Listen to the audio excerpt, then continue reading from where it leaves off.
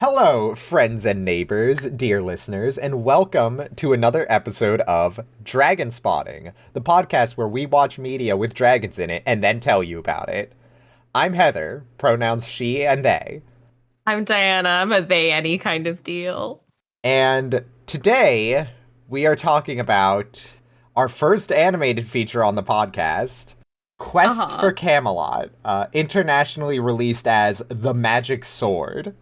And let me tell you, there is nothing magical about this movie. Oh, we're gonna be so mean to this movie right off We're the gonna bat. be so mean to this movie. So, bit of context, as always. My relationship to this movie is, well, as a child growing up, I was quite fond of it. As a kid, me and my older sister, we would watch this movie. We watched it a couple times. We had it on VHS. I still have the VHS copy, actually.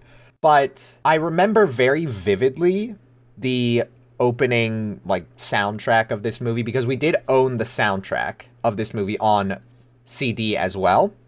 And I have very vivid memories as a child of getting so excited by the music in this movie, specifically the first song, because, spoiler alert, audience, this is a musical. Not only is this our first animation, but this is our first musical. Da da da. Da da da. Um, I don't know why I did that. it's fine. We're leaving it in. Yay. Yeah, but I was a big fan of the soundtrack of this movie in particular, specifically the very first song on the playlist. And I have extremely vivid memories as a child of listening to this soundtrack of this song and getting so excited that I would run full sprint around my living room and throw myself full body into our couches. There was no cushion stuffing in them by the end of like a year. They were like empty sacks of potatoes. Just a child torpedo repeatedly flattening the cushions. Yes. Other than that, I kind of barely remembered bits and pieces about the movie. I mean, I remembered the general plot, I remember the characters, but I very much did not remember the experience of watching this movie because, dear listeners, this movie is not good. I feel like I feel kind of bad because the first three episodes of this podcast we've been somewhat negative, and we started out with Dungeons and Dragons, which I think ultimately we both enjoyed, but it's not like a great movie. And we have just been slowly teetering downhill as if we're on one of those funny carts with two people, like a mine cart, and we're just Yeah, pumping one of ourselves those deeper into an abyss, you one know? of those funny carts with two people. Yeah. You know the ones where they stand on both sides and they pump it and it goes Oh, down and you yeah. go really Oh, fast. It's like fuck. a What are those minecart thing. called? No, those are called. Those have a specific name. I'm fucking so mad at myself that I don't know this off the top of my head because I love those too. I think They're that they great. might be called Jerry carts. That sounds right. We're on a Jerry cart going into hell, We're straight on down, yeah. full throttle. We're on a Jerry cart to hell. That's a great way of putting it. But I want to be completely clear on this point because you bringing up the negativity, I think, is a very good way to segue into this. This is our first animated feature, and I want to establish that I have nothing but the utmost respect for the field of animation and the people who work in it. The artists Yes. and creative minds and logistics people who work on it, because, Diana, if this Uh-huh. production is anything to go by, it is a miracle anything gets made at all. I'm so you have been hyping up the background information for this for like a week at this point, and I'm so fucking It stoked to hear is how much of a mess this so production was. it's so insane. It is so insane what went on with this movie behind the scenes. I'm so Um, excited. Oh my god. I would like to also establish before going into this, because I feel like, as creative people, we have to do our due diligence in terms of citation and research. A lot of what Yes. I am going to be talking about, and a lot of what we have talked about in previous episodes, is taken from Wikipedia as a starting point, but we usually branch out and go into the sources that are attached to the articles. We do a little bit of deeper research, and we haven't been citing them in the podcast itself. I'm going to try to be better about that going forward. And we're going to have, documentation on where we're getting our research, just to make sure, we're not taking credit for any articles or research or anything that's been said before. Yeah, we're definitely, I was thinking about this. I imagine a good place to provide the list of resources will be on our social media. Tumblr will probably be the place that we handle all of that documentation, and we'll keep you updated once we figure out exactly where all of that is going to go in future episodes, and also on our social media, we'll announce where all that goes. Yes, because, a lot of work goes into these types of productions, and also a lot of work goes into picking up the pieces when a production falls apart. And I want to give those people credit, because just looking through what they saw, I feel like I was losing my mind. I've been really enjoying the phrase, my mind touched the void, a little bit recently, and it sounds like that's what happened to you researching this. My mind put its whole hand on the flat top of the void. Oh my god. So let's get started. Okay. I'm gonna start with a sort of excerpt of the DVD special features, which I was able to track down, which was a making of documentary. Yes. And I learned a couple things from this. Some of them I'm gonna save for later, because I think there's a better time to bring them up. But one thing I noticed, this production had a couple celebrity voice actors. One being Gary Oldman, who voiced the main villain, Ruber. And he, along with the other voice actors in this making of documentary, I noticed something. They all talked about how they didn't really know how to voice act, and how hard voice acting was, and how different it was to regular acting. Yeah. And that's like a majority of what the making of documentary was. Oh no. Oh no. Oh my god. Granted, okay. The making of documentary was only I think it was between 8 and 15 minutes. I don't remember off the top of my head the exact time, but about a little over half of that was the voice actors talking about what voice acting is like compared to regular acting. The rest of it was a little bit of an interview with supervising animator for a specific character that I will bring up later, Dan Wagner. And he talked a bit about how the production of this film was, animated, hand animated. They did the line work and the inking and all that. That was all done by hand, but it was digitally colored. Mm-hmm. Yes. So this was into production in 95, to give you an idea of when this was all going on. Mm-hmm. And I'm going to get into the production from here with that little bit of context of, okay, here's what they were talking about. Here's what they thought was important in the making of documentary on the DVD. God, so, that's so fucking fun. Sorry. Just as someone who has done acting, in my past, and specifically stage acting, that is a discussion that you had constantly of, if you ever try to pursue this legitimately, know that it is different to act in front of a camera, not just in terms of the feel of it, but also your presentation, the way that you have to do it. But also then if you ever go into pure voice work, that's also completely different. And so having a making of documentary that's just a bunch of really famous people who know their craft go, oh yeah, I didn't know how the fuck to perform my craft, is so funny. Yeah. Ooh. It was more this is so interesting and different from regular acting. You have to act with your voice instead of everything else on your body, and how strange is that? And it was every single voice actor saying that for 6 minutes. Okay. All right. But something important to note, this movie is based on a fantasy novel published in 1976 called The King's Damsel by author Vera Chapman. And what this novel is essentially Arthurian legend fan fiction. Uh-huh. It's an expansion on an existing character in the legends called Lynette. And this is a story about her and her sister and trying to save her sister from a character known as the Red Knight. And she appears throughout, like, actual Arthurian legend, but this is sort of an expansion on her character and kind of what was she doing during all this? And it's told through a series of flashbacks. And the original plot for this novel is basically Lynette and her sister, who is called Leonie. They have their own, like, fiefdom or place that they stay together, and the Red Knight shows up because there's no men around, and he kidnaps her sister. She goes to Camelot to ask for aid from Arthur. He sends her with a guy called Garrett, who she's like, this guy sucks. Why did King Arthur only send me this one guy? But actually, throughout the, trials and tribulations, she's like, yo, this Garrett guy, he's actually kind of sick. I think I'm in love with him. I think I want to marry him. But they get back.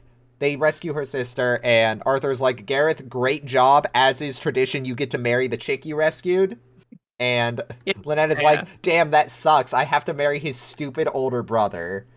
But the older brother is like, hey, I don't really want this either. And, this isn't really important.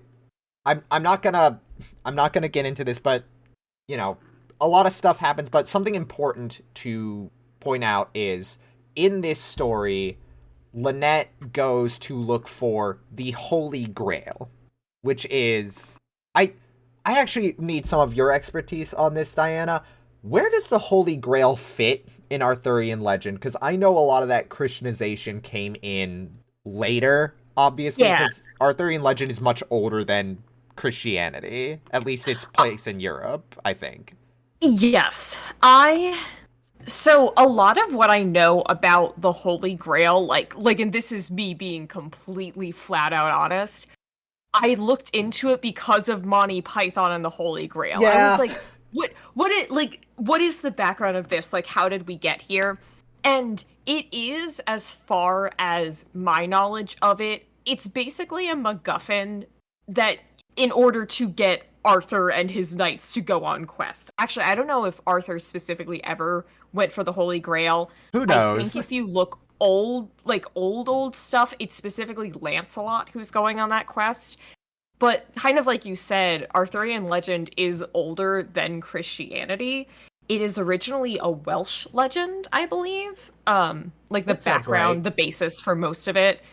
So when Christianity came to Britain and they got colonized, that was one of the ways in which Christianity got spread, was through retellings of old legends. The same thing happened to Beowulf. Beowulf, the way that it is written down, we understand to be older than a lot of the references that are being made in it to Christianity, especially because a lot of the only people who were literate and could write back then were monks, and so they had control over the kind of final form of a lot of those legends as far as they were then written down and canonized into literature, if that makes sense. Beyond that's a very long-winded way to say I don't know what the fuck the Holy Grail has to do with anything. It doesn't matter. It's a MacGuffin. Yeah. That's why it exists. Okay. Yes. So the reason she looks for this is during her journeys and her travels, she meets a person called Lucius, a young man who lived in a cave for so long he went blind. Mm-hmm. He was imprisoned in the cave. He wasn't there by choice. But she finds him, she falls in love with him, and then finds out, oh, he's dying, and that sucks. I gotta go find the Holy Grail so I can save him. And yeah. A lot of shit happens. She does find the Grail. She gives it to Lucius, and Lucius is like, oh, I could wish for this to be alive, but actually I wish to be able to see you so I can tell you that you're beautiful. Oh. And he does do that, okay. And he does die, and Lynette kind of just goes back to being the king's damsel and is just like, well, I guess I'll just keep doing what I was already doing.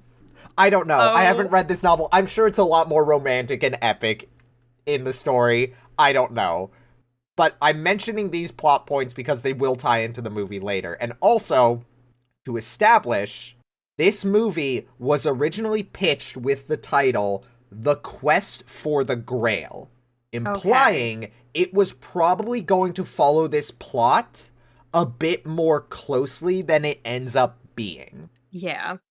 And as you guessed, Diana, as you guessed on our many watches, this movie might have been kind of Christian with it at some point. Whoa, that's crazy. I never would have guessed by the everything about it. Yeah. So, this movie was originally pitched by a fellow by the name of Frederick Duchow, who has quite the resume. I love that we keep finding movies where we look into the background of these people, and it just opens this can of worms where it's like, why the fuck are you here? Yeah. Well, the resume this fella has is he was an animator for Disney for several years before going freelance and eventually working with Chuck Jones, who, if you are not familiar with Chuck Jones, he was the guy in charge of, most notably, the Tom and Jerry cartoons for a pretty long time. And Duchow did storyboard work for him. This is kind of the seeds of, oh, this is going to be comedic. This is kind of the skill that's sort of being introduced here. Okay. So, Duchow sold the screenplay pitch to Warner Brothers and was attached as the director. And they talk a lot about him being, like, fascinated by this idea of, like, you know, dragons and Arthurian legend and the grand scale of it all. Mm-hmm. This film, Quest for Camelot, was actually Chow's, like, directorial debut. Technically, he did direct a student film, like, when he was a student, if you want to count that. Student film being Het Mysterie van het Lam, or The Mystery of the Lamb, which was also animated and presumably Christian. I couldn't find, like, any info on this movie other than the title and the fact that it was a student film by Duchow. Okay. Also, I want to apologize. I don't know how this man's name is pronounced. If I'm pronouncing it wrong, mea culpa. I did some fuck shit with names in the last episode, so don't even worry about it. I won't even worry about it. He also said that he envisioned Quest for Camelot as being something new to the genre. That's what this was envisioned as. They were gonna bring something new to the genre. Yeah. Okay. And also, to give proper credit, a lot of this I'm taking from an article on filmscouts.com, which went into a lot of background production. But anyways, the original writer for this screenplay, or one of the original writers that they hired, she doesn't seem to have been involved in the writing because, spoiler alert, she gets dropped before production really starts. And this is Elizabeth Chandler, who at the time was the co-writer for A Little Princess, which is wildly a movie I watched in my childhood and did not remember the title for the longest time. They bring her on, but then, you know, they get rid of her and she goes on to do, I don't know, The Sisterhood of Traveling Pants, I think. Oh, that's so funny. Much later, to be fair, but yeah. She goes on to do those kinds of movies, like, exclusively, looking at her IMDb. Okay. And she is replaced by a gaggle of writers. Always a good sign when you have, like, 20 hands in this pie. Hey, I wonder if this is going to be a trend. Basically, there is a lot of turnover in the production of this movie. The writers named that eventually work on it, the writers named are William Schifrin, who did a lot of TV episodes for cartoons. He did Real Monsters. He did Shaggy and Scooby-Doo Get a Clue. A lot of stuff for Nickelodeon. I think he was basically in charge of Tough Puppy, and he did a lot of work on Fairly Odd Parents. Next writer, Jacqueline Feather. Another TV writer, it looks like, at the time. Did a lot of episodes for Days of Our Lives. Would later go on to do films like The King and I. And a show called Son of the Dragon, which I thought was interesting for obvious reasons.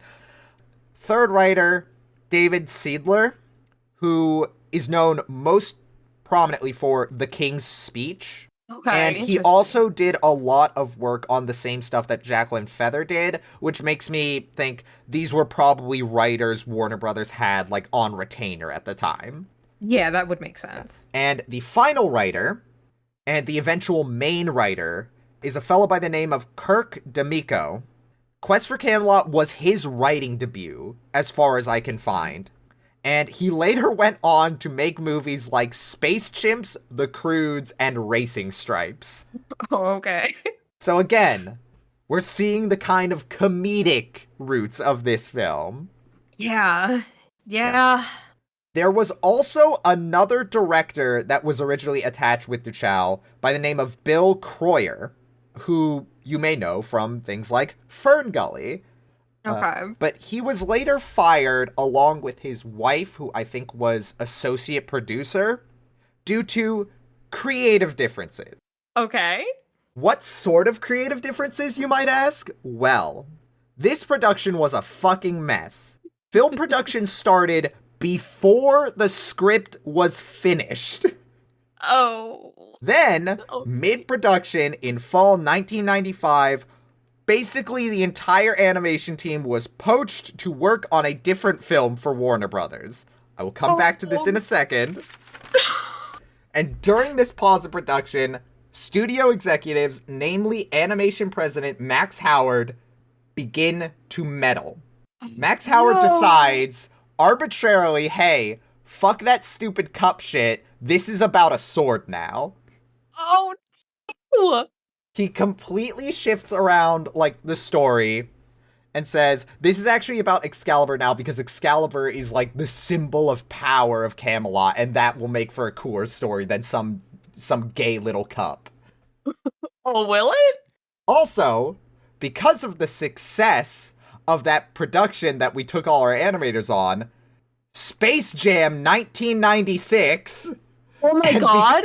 and the popularity of the R. Kelly song released for it, I Believe I Can Fly, we want another big music hit for this movie, which is why so much of this production got poured into the music, which we are going to talk about later. That is okay. First and foremost, you mean they wasted their budget on the music in this movie? Well, That's what you really mean. they did get nominated for an Academy Award for Best Song. They lost to Prince of Egypt. Well, okay, so that's Prince of Egypt is a great, cool movie. Yeah. Although we did talk about the song that won, and it is not the best one in the movie. Yeah. To give them their awards, I'm pretty sure The Prayer, which is the song from this movie, did win a Golden Globe. I'll have to double check that, but Well, Amelia Perez won all the awards at the Golden Globes, so what does that really say? yeah. Okay, but yeah, it's gonna be about a sword now. Circling back to this. And also Space Jam was successful. Oh, okay. But it's gonna be about a sword, and this leads to a kind of cavalcade of shakeups. According to one animator, and keep in mind, this next bit is sourced from a TV tropes thread that is talking about a Q&A session with this animator that Okay. I was unable to find like the original source of, so take this with a grain of salt. This is linked on the Wikipedia article, this thread, so I'm gonna take it, and it contains details that make me think it's legitimate, but you know, doing my due diligence here. According to one animator, the film was originally going to be a PG-13 feature akin to Ralph Bashki's Wizards, Oh my god. but was changed to be more Disney Renaissance and directly compete with the movies at the time, which, by the way, I looked up movies that came before this for no particular reason. The three I took note of was The Little Mermaid, Beauty and the Beast, and Aladdin. Wonder why I'm bringing those up specifically. Who knows? I wonder why. Yeah. This animator also mentioned Warner Brothers canceled a film pitched by one Milton Knight, who you may know from Cool World and Felix the Cat, because executives thought that cartoony animation wouldn't work for features after the disaster of this movie's production. Oh my god. Yeah. Sorry, No, really go quick. ahead. You saying Cool World and Felix the Cat, Heather, I made a sound. I don't know if my microphone picked it up, but that's gonna be a fucking tragedy. It didn't, but I can imagine the sound you made. Anyways, this animator also shit talks Don Bluth like a lot. Oh. Some direct quotes, or paraphrases, I should say, but basically this is what was said. Quest for Camelot makes Bluth's shitty 90s stuff look good. Or if they wanted Disney but shitty, they should have talked to Don Bluth. And yeah, this animator, Lauren Faust. Who is? I don't know who that is. Oh, you don't know? Well, dear animators, you may know Lauren, or dear animators, dear listeners, you may know Lauren Faust from your childhood with things like Foster's Home for Imaginary Friends and My Little Pony, Friendship is Magic. Holy fucking shit. Yeah, that's so funny. That Lauren Faust, the architect of the explosion of My Little Pony, that Lauren Faust. That Lauren Faust worked on this movie and shit talked Don Bluth. Yeah, which and Don Bluth in the 90s hated it. She hated working on this movie. Fair, but also, like, to her credit, Don Bluth in the 90s was not peak Don Bluth. You know, I get it. No, that is totally fair. Faust also mentions excess crunch and that the executives had no idea what to do with production. And you can kind of see this in the fact that this was originally slated for a 1997 release and was then pushed to 98. Okay. And the other animators, like the lead animator for Garrett, Crystal Klabunde, kind of corroborate this. She says in Animation Magazine, the production was top-heavy, and executives meddled without understanding animation or animation production in the slightest. Sounds about par for the course when it comes to shit like this. Yeah. Given the amount of, like, crunch that went into this production, the fact that they had to delay and the rewrites and all that, this just feels like a shit show. It was a mess. Everyone that worked on this says it was a mess, and I've got news for you. We're not done. It's time for the Shake Up Lightning Round. Are you ready? Here we go. So, 2 supervising animators, plus a good chunk of the art department, gone. The initial producer, Frank Gaston, gone, replaced by Delissa Cohen. FX supervisor, Michael Gagney, says that the head of layout, head of background, executive producer, director, associate producer, etc., all gone. During production. And this is sourced from the Animated Movie Guide by Jerry Beck, 2005.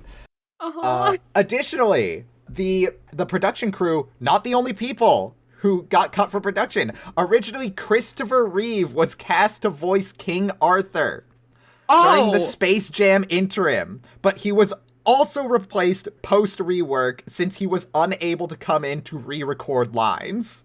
Oh shit. Holy shit. So Pierce Brosnan was like a last minute kind of deal. Yeah, Pierce Brosnan, who plays King Arthur, was a later hire. He was not brought onto production until they had to replace Christopher Reeves. So he was brought on post-rework. Oh my god, okay. Yeah. This shit was a fucking mess, Diana, as I have iterated over and over. Was it worth it? No. Box office of 38.1 million versus a budget of 40. Yeah. So, Diana, I promise to tell you a harrowing tale of what this production was. Have I delivered? Yeah. Yeah. I have whiplash. Yeah. My body hurts. Yeah. How do you think I felt? I was like up in the wee hours of the morning learning all this. Yeah. So, to reiterate. And was it worth it? That I said at the top of this entire spiel, it is a fucking miracle anything of this got released at all. And I have the deepest respect for the animators and production crew and actors and everyone who had to deal with this bullshit coming down from the top. Yeah. It is astounding. Like, everything that happened on this. And now it's time for us to rip this movie to shreds. It's time for us to look at the fruits of these wonderful people's labor and pick the maggots out from the guts. Oh my god. And you know what? I don't feel bad making fun of this movie. Yeah, because we know whose fault it is. Because we know whose fault it is. Also, it sounds like I think everyone involved with this movie on like the creative production side of it would enjoy people saying out loud, "Man, it fucking sucks that this thing exists. What a fucking mess. How terrible. How awful." Yeah. It sounds like they'd approve. Yeah. Yeah. Oh my goodness, I need a drink of water. Get yourself a drink of water. I'll also take a little companionable sip. All right. Now that we have all of your wonderful background information, I think it's officially time that we tackle this beast.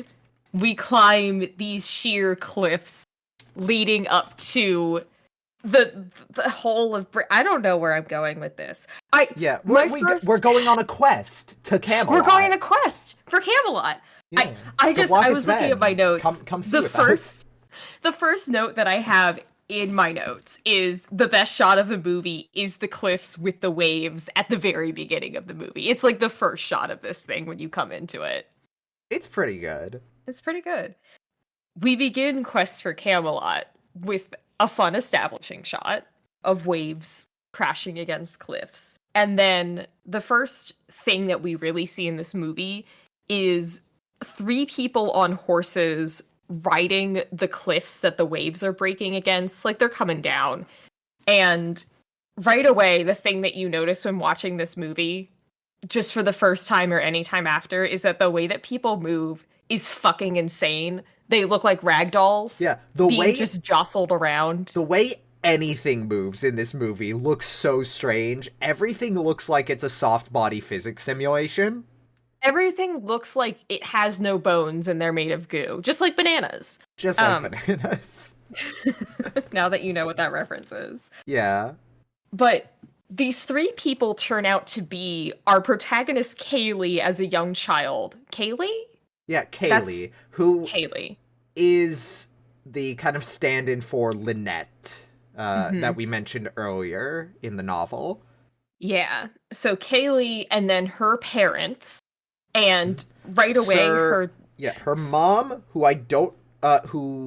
she is named, her name is Juliana, and her dad, who is Sir Lionel, Knight of the Round Table.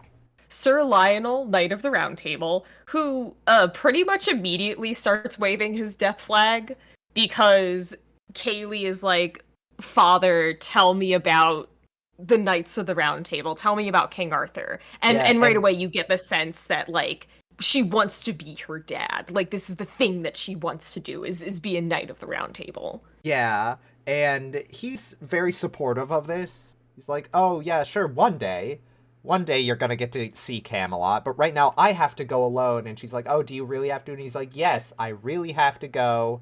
It's so important. We're returning to Camelot after, like, a long campaign." Yeah. And I think this is, like, in this moment when he's drawing on the ground, he explains how, Arthur pulls Excalibur from the stone. Everyone's really happy about it. Everyone's so happy that Arthur is king. No one would ever be upset that Arthur is king. He is the arbiter of truth and justice and liberty.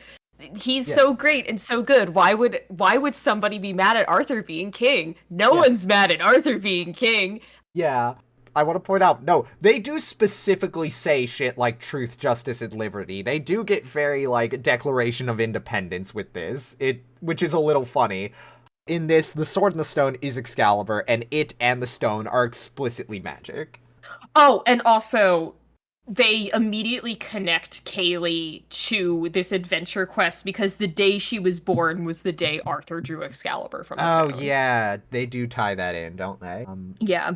During this sequence, they're showing how great Camelot is, and there's a really weirdly animated dance sequence. Again, when I'm talking about the weird animation, we know why it looks like this. This is not a dig at the animators. I'm just pointing out what the end product looks like. Let's get some of the complaints out of the way. Obviously, people look weird. The sense of scale in this movie is completely fucked up. Oh, there is one creature in particular that is never the same size from shot to shot. Yeah. And they get back on their horses Kaylee's horse is this really small, really fluffy Shetland pony looking thing that they're going to like imply is a completely different looking horse when we flash forward. Yeah, But because as we all know, Heather, ponies are just baby horses. That's what a pony exactly, is. yes, Yeah, that's yeah, yeah, yeah. true. Yeah, yeah, yeah. Yeah.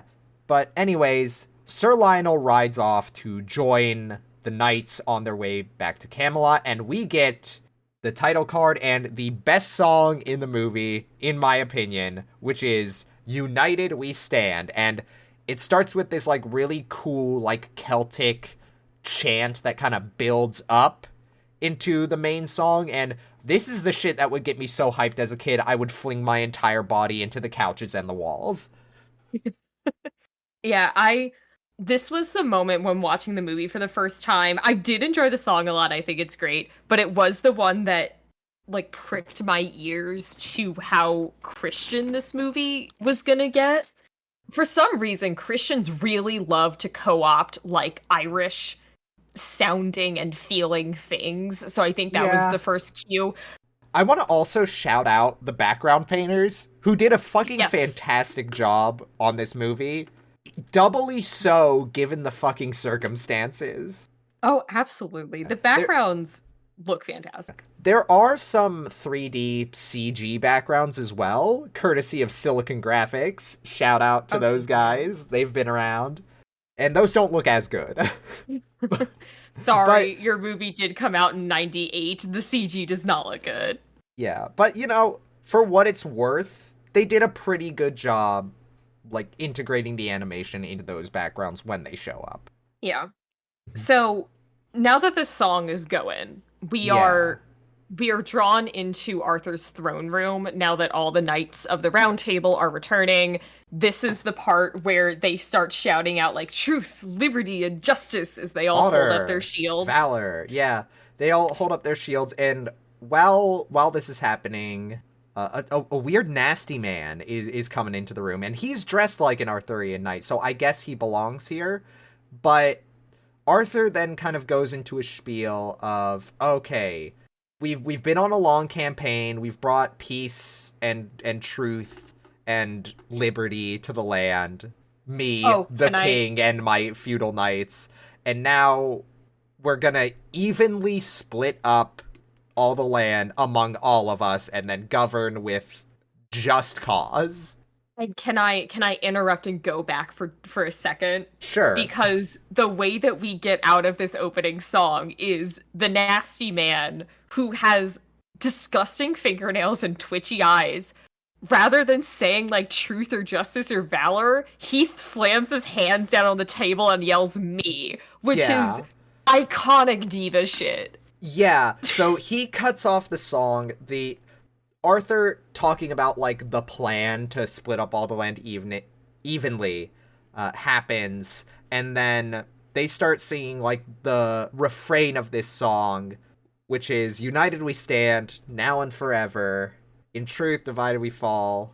Uh, like united we stand. No one shall be greater than all." And the nasty man cuts off the all as well to declare that no one shall be greater than me, motherfucker. This is Sir Ruber, the Red Knight. I I have to say right off the bat, I fucking love Ruber. I think this guy can get it. The only thing I don't like about him is his nasty nails. He needs to cut those, but that can be solved Yeah, easily, I Ruber. think. Yeah, Ruber. His performance is really good. Gary Oldman does a great job of playing this like smug, cunty, evil dude who's just so into himself. And we will talk multiple times about characters in this movie that have been lovingly animated. Ruber is lovingly animated. They had so much fun with this guy. Yeah. So, Ruber starts butting heads with the other Knights of the Round Table because he is like, hey, this is bullshit. I put in so much work on this campaign. I deserve to have more than anybody else here. And the Yeah. Knights obviously take exception to this. King Arthur says, Ruber, we talked about this. We're doing liberty and equality now. And Ruber's like Like a that's fucking child. stupid. We're doing feudalism. and I'm gonna do a feudalism upside your head, King Arthur. And he grabs his fucking Morning Star and leaps across the round table to, I guess, bash King Arthur's head in. To The fucking kill knights, him. yeah, the knights jump up on the table. Sir Lionel runs straight up. Ruber fucking bashes him aside. Like, his Morningstar hits the shield and Ruber is, like, flung off the table. But this gives King Arthur enough time to draw Excalibur, and when he blocks the blow from Ruber, a magical explosion flings him across the entire room and basically out the door. And Yeah, as he's running away, he goes to flee the castle, and he bars the door behind him, and he swears to Arthur that he's gonna come back, he's gonna get that fucking sword, and he's gonna rule Camelot. But he goes and runs off, and that one hit from his mace killed Sir Lionel. Sir Lionel is just fucking dead. He's just on the ground. Yeah. Unresponsive, unmoving. Yeah. And then as so often happens in movies like this, there's an almost comedic cut where you go back to, like, the child of the now dead parent. Having so much fun. Having so much fun on her dumpy little pony. Yeah, God, playing in the snow. I love the pony. Yeah. It's so good. I'm so mad that they turned it into the most generic horse ever. I wish when she grows up, it should have stayed weird and fluffy. It should have stayed the smallest pony, and she should have still been riding it around. Like, her legs stuck out like twigs, bouncing around on this stupid little horse. Yeah. What's wrong with your horse, kid? By the way, your dad's dead. By the way, your dad's fucking dead. Yeah. And then the movie gets really sad. Yeah. She runs up to the gate, she sees the knights coming in, and she's like, "Oh, where's my dad? Oops, your dad's on the back of a wagon." And this is the moment where we realize that Arthur is not like consistently drawn throughout this movie. Yeah, he looks completely fucking different in this scene where he's like telling Juliana, "Oh, your husband died protecting me. He was one of the most noble men I knew." One, Arthur is like not looking directly at her this entire time. He's like kind of wall-eyed, and he also is like weird and angular. He is drawn entirely off model, presumably if he even had a model sheet. But he doesn't look the same at all as he did in the last scene. Yeah. But then all of a sudden, oh my god, hey, there's another song! There's another song being sung now. Yeah.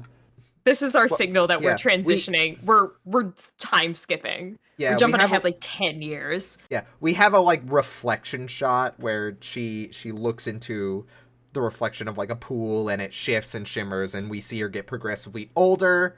And this takes us into the song My Father's Wings, which I think you have some things to say about this one. Yeah, our third time when I watched to take notes was when I really began to notice not just the Disney of it all, which is something that's pretty obvious right out from the gate, but also specifically this song as an I Want song. For anyone who hasn't ever paid attention to, like, Disney Renaissance movies specifically, or also just movies with a 3-act structure, this is the part of the movie where the character basically declares that this is what they want, so that later on they can get what they want but not what they need. And that's kind of the rest of the movie. That's what the third act is like getting what you need, finding out what that is. And so Disney kind of codified that in the 90s in the Renaissance with having their main characters sing an I Want song, where they more or less explicitly state, this is what I want, which eventually will be taken over by the thing that they instead need. You know, I want adventure in the great wide somewhere. I want to be where the people are. Yeah. But what you Aladdin's need is a husband. I want. Yeah. And usually where they that need usually a husband. Goes. Yeah. Yeah. So Kayleigh's I Want song is, for one thing, it's like a little bit, they kind of bury the lead on the I Want. For a long time, I thought she didn't say I want at all, but she does. And it's basically, I want to be a knight and follow in my father's footsteps, which is where the on my father's wings thing kind of comes in. Yeah. And this is not actually something that the movie ever really challenges. Especially because as we go on, we find that the kind of on my father's wings is going to get twisted around a little, not twisted, because that sounds like a negative, but they change it a little bit to what exactly her goal is as somebody following in her father's footsteps. And I don't know. I think the reason it rings kind of weird on my ear is because, again, that is never really challenged as what she wants versus what she needs. And it doesn't fully matter because who actually cares? Like, there's a lot of discussion about, like, is the 3-act structure even a good thing? Is it even necessary? Which, I don't know, I think it's a pretty good framework upon which to hang your plot. But I digress. I would agree. Oh, no. Go ahead. I was just going to finish out my little ramble. I don't know if I fully... It's definitely something I need to cook on a little bit as to why I have such a problem. But then again, I think the kind of firm answer is that this movie is so linear to the point that there isn't really any growth and development. And also, I think the argument could be made that what Kaylee needs is to not be a fucking bigot, and we'll get to why that's an issue. Yeah. Kaylee needs to be, 1, less bigoted, and 2, more competent. We're gonna get to both of these things. Yeah, and honestly, I don't know. I don't know if she really accomplishes either. Before we move on, I have a couple things to say about My Father's Wings as a song set to animation. Mm-hmm.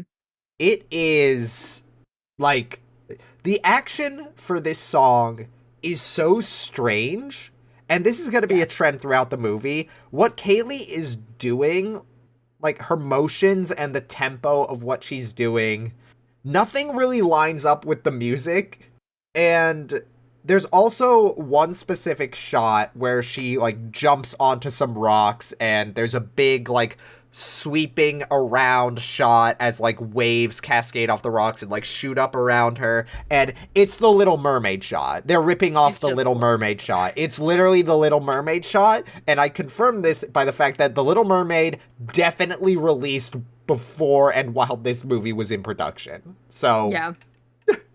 Yeah, it's the Little Mermaid shot. Yeah. The lip syncing is also bad. It does not match up with the song lyrics whatsoever. And most they did of the movie. Yeah, and this isn't one of those movies where they recorded the lines post animation. The lines, at least according to the making of documentary I watched, the lines were all recorded before animation, but this production went on before the script was finished, so who fucking knows? There were also a bunch of rewrites. Who fucking knows? Yeah. Yeah. This song also introduces a character that the Wikipedia article refers to as a henpecked rooster. And boy howdy is he henpecked. Yeah, this is... Yeah. This is a character that's gonna be present in the movie.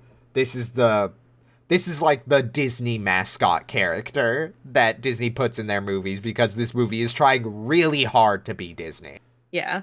Let's describe this guy. He's like a scrawny little chicken. Rail thin, I should say.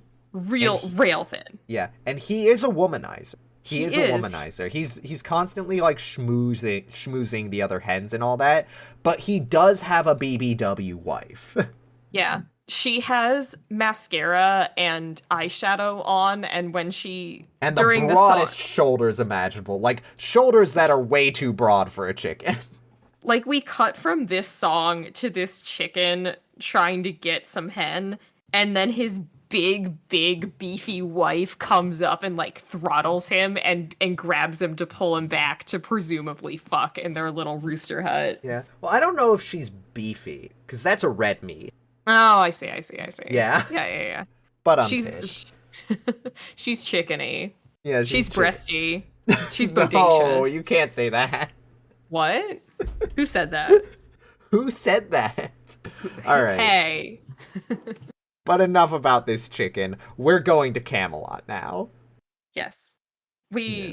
It's 10 years post Lionel's death, and they're celebrating how cool equality has been for everyone in this feudal system that has a king. Yeah, everyone's equal, don't worry about it. Yeah, everyone's equal, don't worry about it.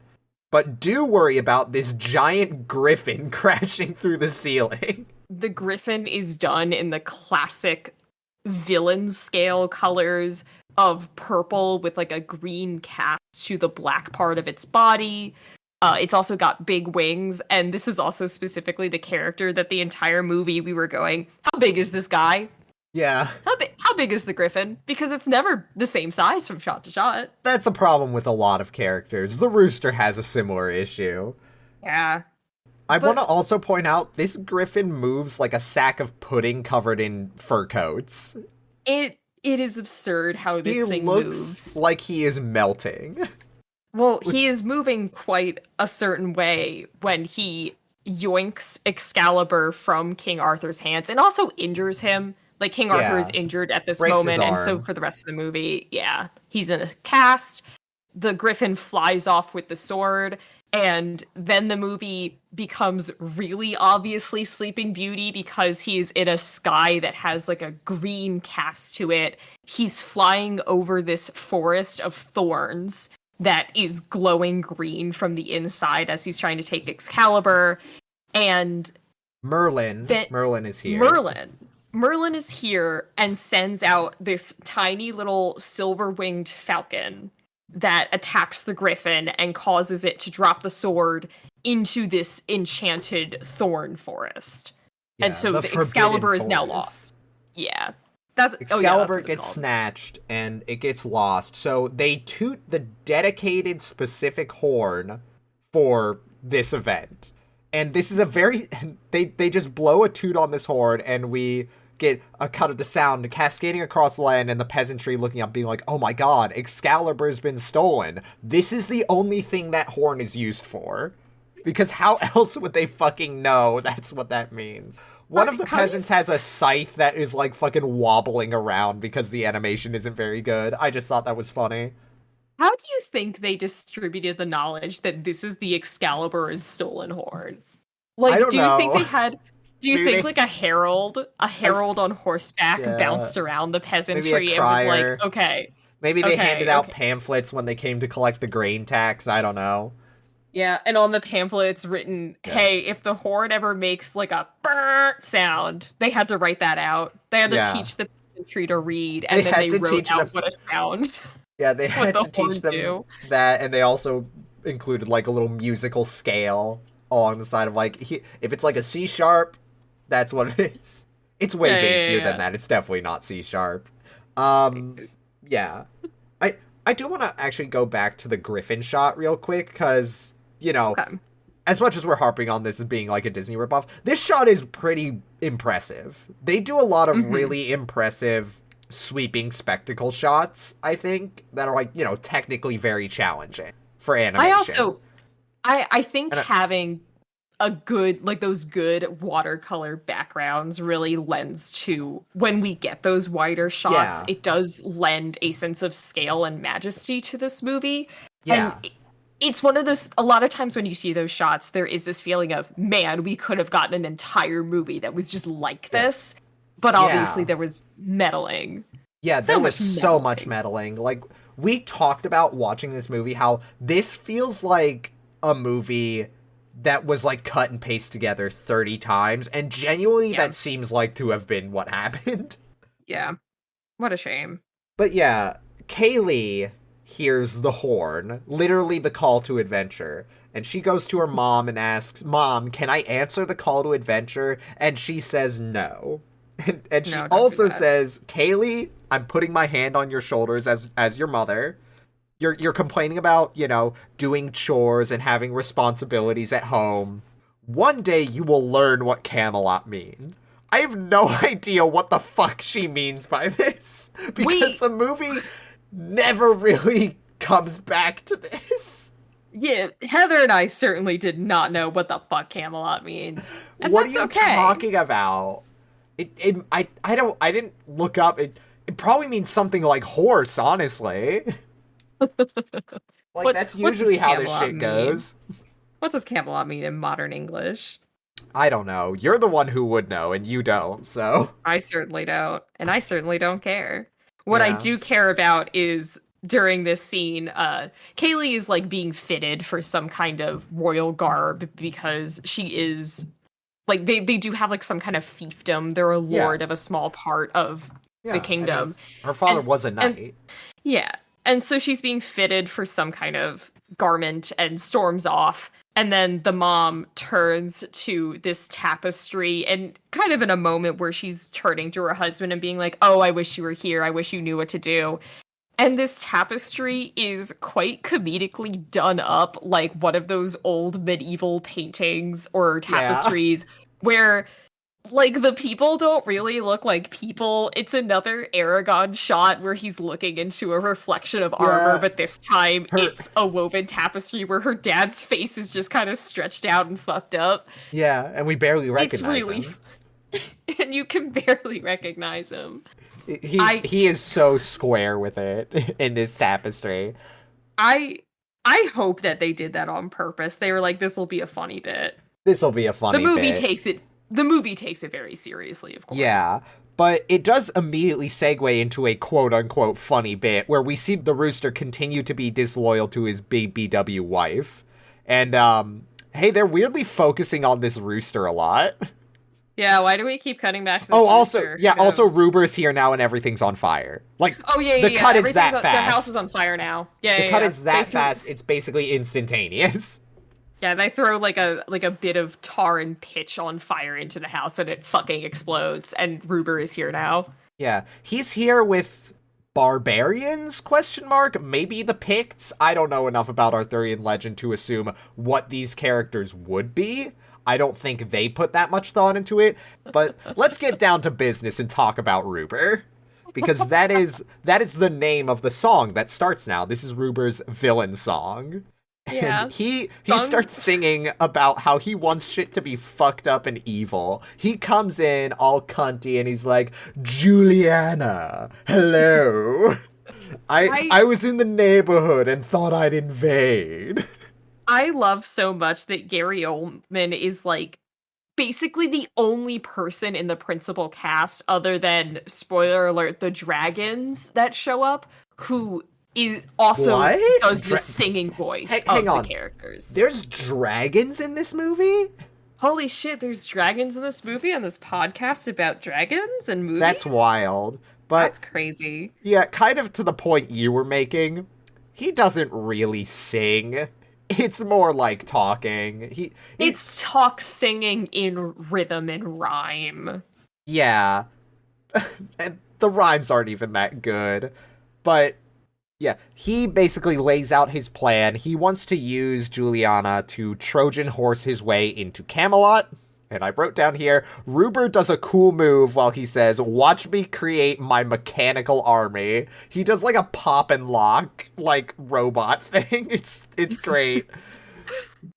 And Ruber kind of pulls out from his pocket, I guess. He pulls it out of his tit, I think.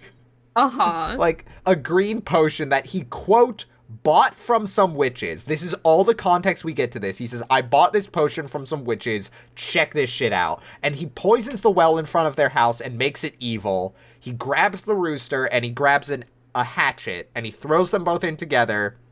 And then the rooster shoots out and he has been fused with the axe, and Ruber dubs him Blade Beak. And he's got like a big axe blade for a beak now, and he's kind of like stumbling around. He's sort of gray and gunmetal now. And this rooster is a character now. He's going to be in the rest of the movie, and he immediately embraces evil. He comes out of that juice ready to take over the world.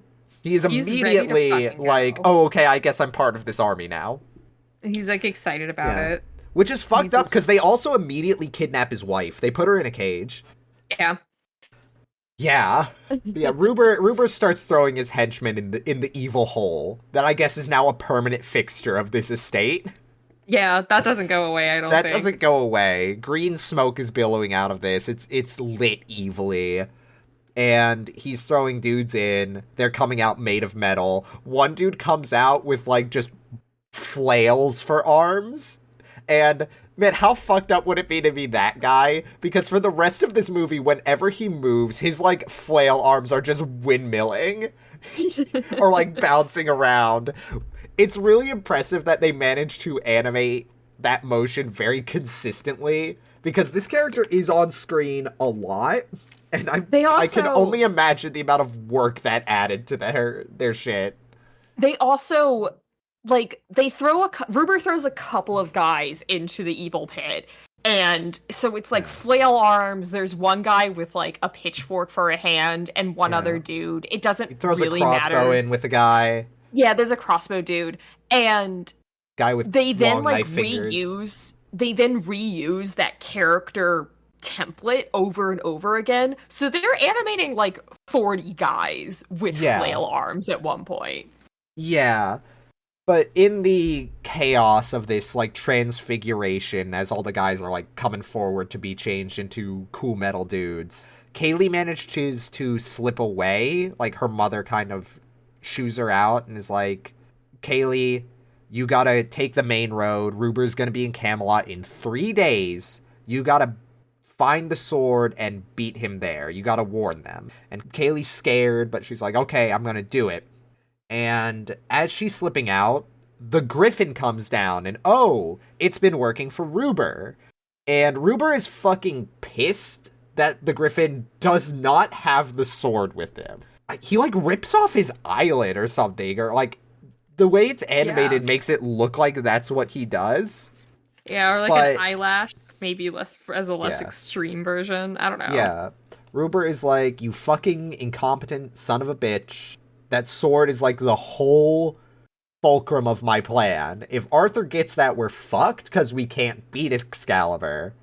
You need to go find that. And as he's telling him that, he sees Kaylee running from the estate. And he's like, fuck the girl.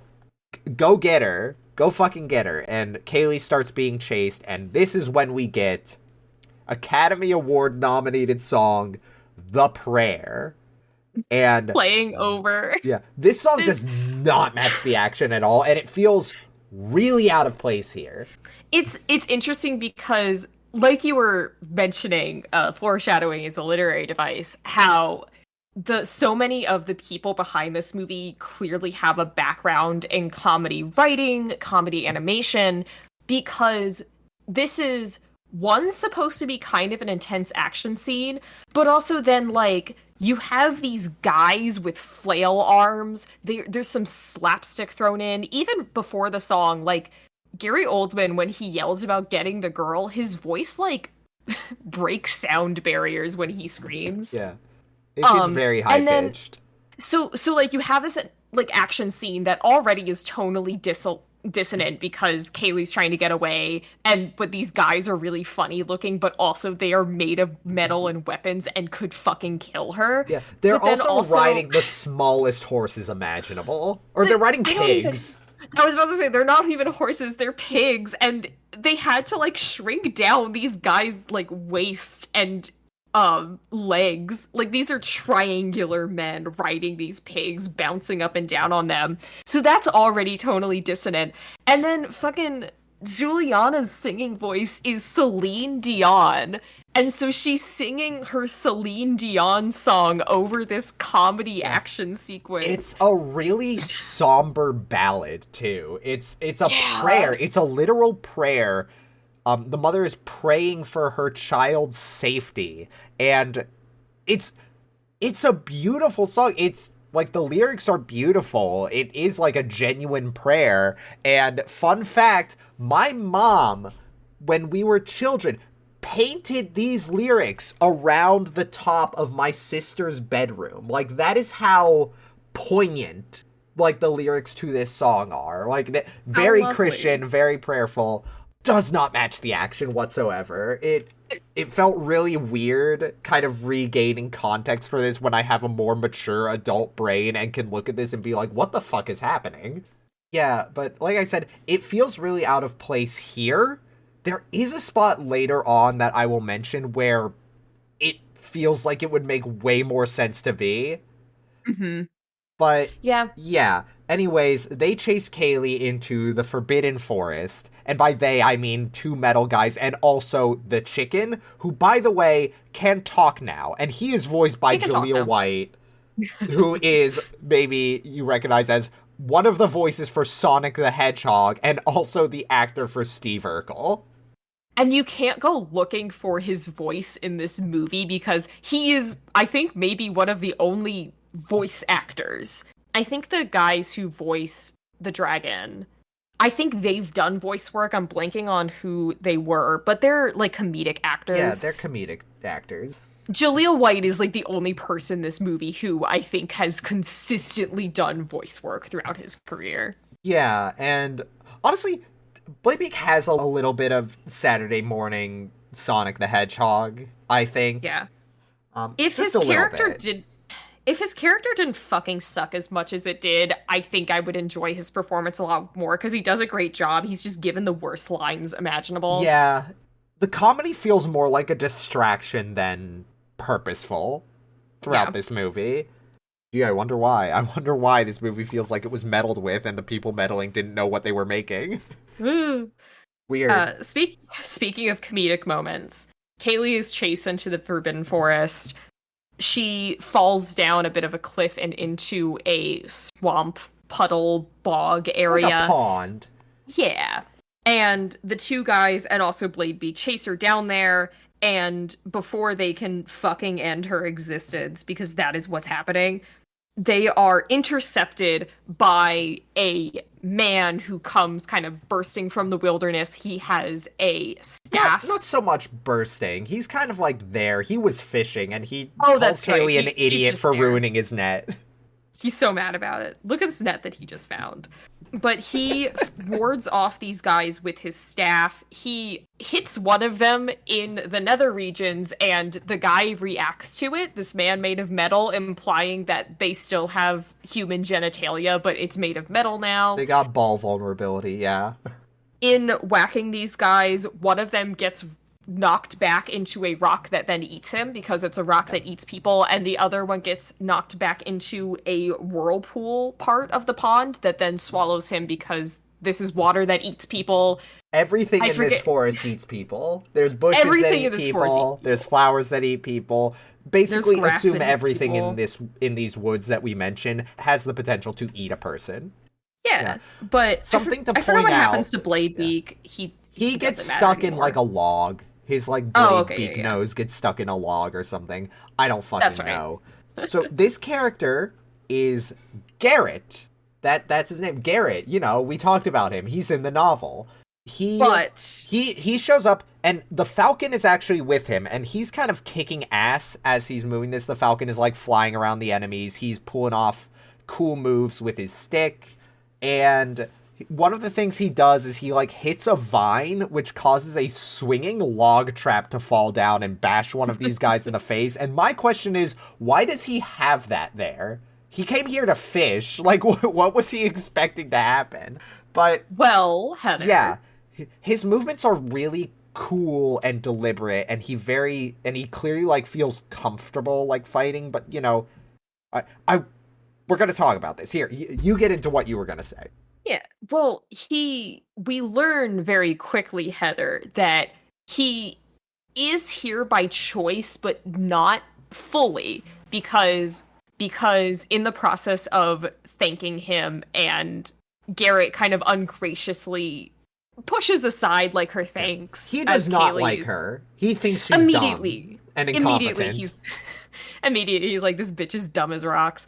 But he's like messing with his net, and Kaylee stumbles her way into the realization that he is indeed blind, because Garrett in this movie is not just Garrett from the books, but also a combination of the other character that Lynette adventures with. Yeah, Lucius, I think. Was that his name? It was an L name. I don't remember what it was exactly. It doesn't matter. Dear listeners, please rewind and make sure I got the correct name. And if I didn't, feel free to yell at me. Feel free to leave a comment and like and subscribe. But yeah, so Garrett is here now. He is blind. Kaylee repeatedly microaggresses him throughout the rest of Yeah, this she movie. puts both her feet in her mouth because the way she finds out he's blind is she goes, "Why don't you look at me when I'm talking to you?" And then she's like in front of him. She's like, "Oh no! Oh, I'm so sorry. I oh. didn't realize you were." Garrett has a lot of fun with this. He's like, "Oh, you didn't realize I was handsome, rugged, good looking?" And she goes, "Blind." And he says, "You know, I always forget that one." Yeah. And Voiced by Carrie Elways, by the way, yeah, to honestly kind of perfection. yeah. I think he does really well with this character. Yeah, and Garrett is blind, and I want to give compliments to the animators who do a really good job of burying this lead when he first shows up, because Garrett, he fights off these metal monstrosities very effectively, but you can see when you go back through the scene and you know what to look for, you can see the Falcon is like flying around, not just flying around to distract the enemies, but to guide Garrett's like strikes. You can see him like stop to listen. You can see him feel like the movement of the water before he like aims his attack. It's all very deliberate, and I want to give credit to the animators and also the production who actually did do their due diligence with this. Yeah. Clemente, who I mentioned earlier, who was the lead animator for Garrett, contacted the Los Angeles Braille Institute to get like a do's and don'ts of how to animate this character who is blind. And that's where a lot of design elements of Garrett come in. Like, Garrett has, like, shaggy hair that kind of falls down to cover his eyes, and this was sort of like, oh, blind people sometimes feel their eyes are vulnerable, which is why they wear sunglasses or a hat or things like that. So that's kind of where that hairstyle comes from. They talk about this is why he has his staff, this is why he fights and moves the way he does.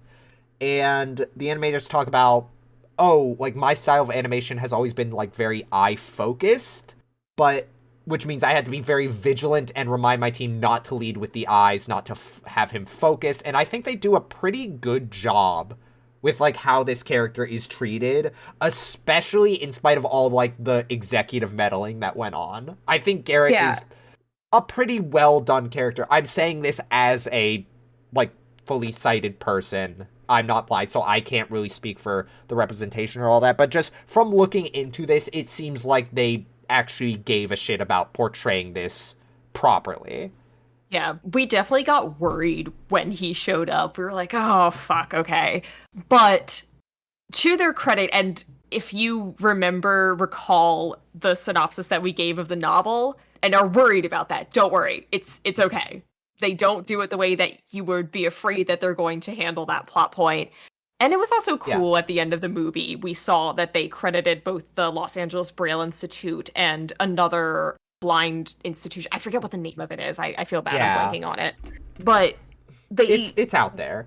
yeah, they do their due diligence to this movie, and for a Yeah. movie from '98, I'm like, okay, cool. I'm Yeah, happy with I would this. not be paying these compliments here if they did end up doing what we're alluding to, but Oh, they don't, yeah. so I'm fine saying that.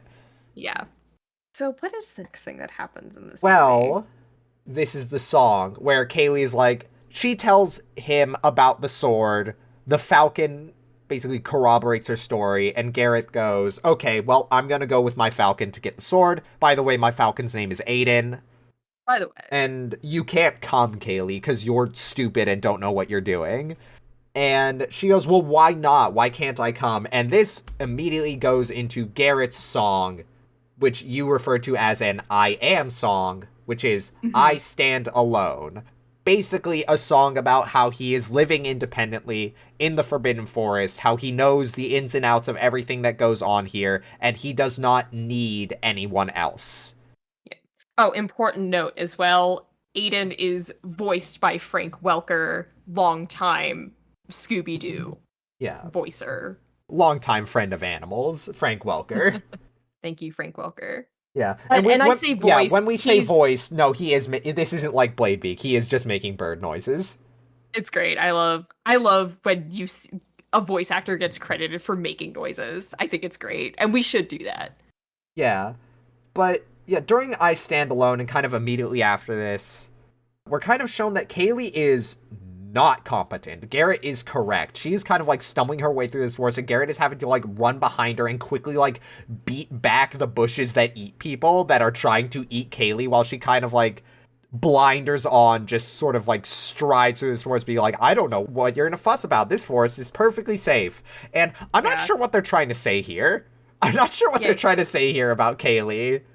I think there is because you did just say blinders, but I do think that is no. I'm not saying you're not making a fucking offensive remark. That's what they're fucking called. But I think they are making a point about the fact that no, who really can't see, who's really not paying attention to their surroundings. Yeah, Is Kaylee. Kaylee might be the dumbest protagonist that we followed thus far. Yeah. This bitch is fucking stupid, Heather. Yeah. She is not smart. She's unaware of her surroundings. She constantly... It's not even that she fucks things up. It's that... There's a naivety to her. Yeah. And that naivety is never fully banished. She just consistently stumbles her way through this movie with a big old grin on her face and trusting that the world will fall open before her, allowing her to continue on her path. And it does. She does not really run into too many obstacles in this movie that Garrett can handle.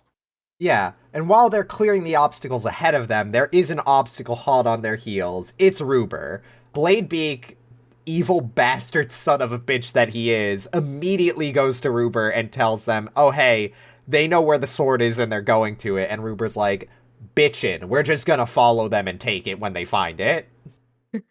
I do want to point out one moment that happens here. It's not important, but I just think it's like a cool animation moment. Bladebeak gets kind of like knocked to the side because he's little and no one gives a shit about him despite how evil he is. And he falls into like a puddle of goo that a bunch of eye monsters come up and out of and look at him. And he like does this a couple times throughout the movie because he is one of the genie characters. They really want Robin Williams as the genie in this movie, but they don't have him. And so they kind of divide up. They divide up the bits that he would have been doing, like making references and doing a lot of anachronisms, jokes. Yeah. And so he does a reference to something. I don't fucking know or care what it is, but he makes like a gun hand. It's like a Goodfellas thing, I think. I don't know. But just like, I want to point it out because the gun hand that he does, where he like swivels it around. Oh, yeah. It looks really good. They do a really good job. Yeah. So we really, like, we're criticizing this movie, but no, it's the stuff that made it through this hell of a production. Really good, actually. The stuff that's good is really good. Yeah. Again, I wish that we were watching the movie that they actually wanted to make. I also think it would have been cool. Like, Pierce Brosnan does a pretty good job as Arthur. I want to hear what Christopher Reeve's, like, original takes were. Yeah. I wonder if that's out there somewhere. Listeners, if you find it, let us know. We'd love to hear it. But, yeah. Also, to give a little context, we are about, like, a quarter to a third of the way in the movie now. Mm-hmm. But anyways, we cut back to Camelot here. And Camelot is in a bit of a shit state, and so is Arthur. He's kind of talking to Merlin, being like, oh, we don't know where the sword is. This is so sucks. I'm so upset. Well, he's not really upset. He's kind of like, oh, I gotta recover and do my duties as king. And Merlin's like, dog, you gotta rest. You gotta recover. You pointed this out, and I agree. Merlin looks fucking sinister in this movie. I pointed out both as a thing of, one, I wonder, now that you've talked about the production history and how fucked it was, I wonder if he was supposed to be a little bit more evil, or at the very least, he's like a neutral, amoral force in the original script. He is at least a force for good in the novel, I think. He, like, helps Lynette in certain situations. Okay. We are kind of meandering here because...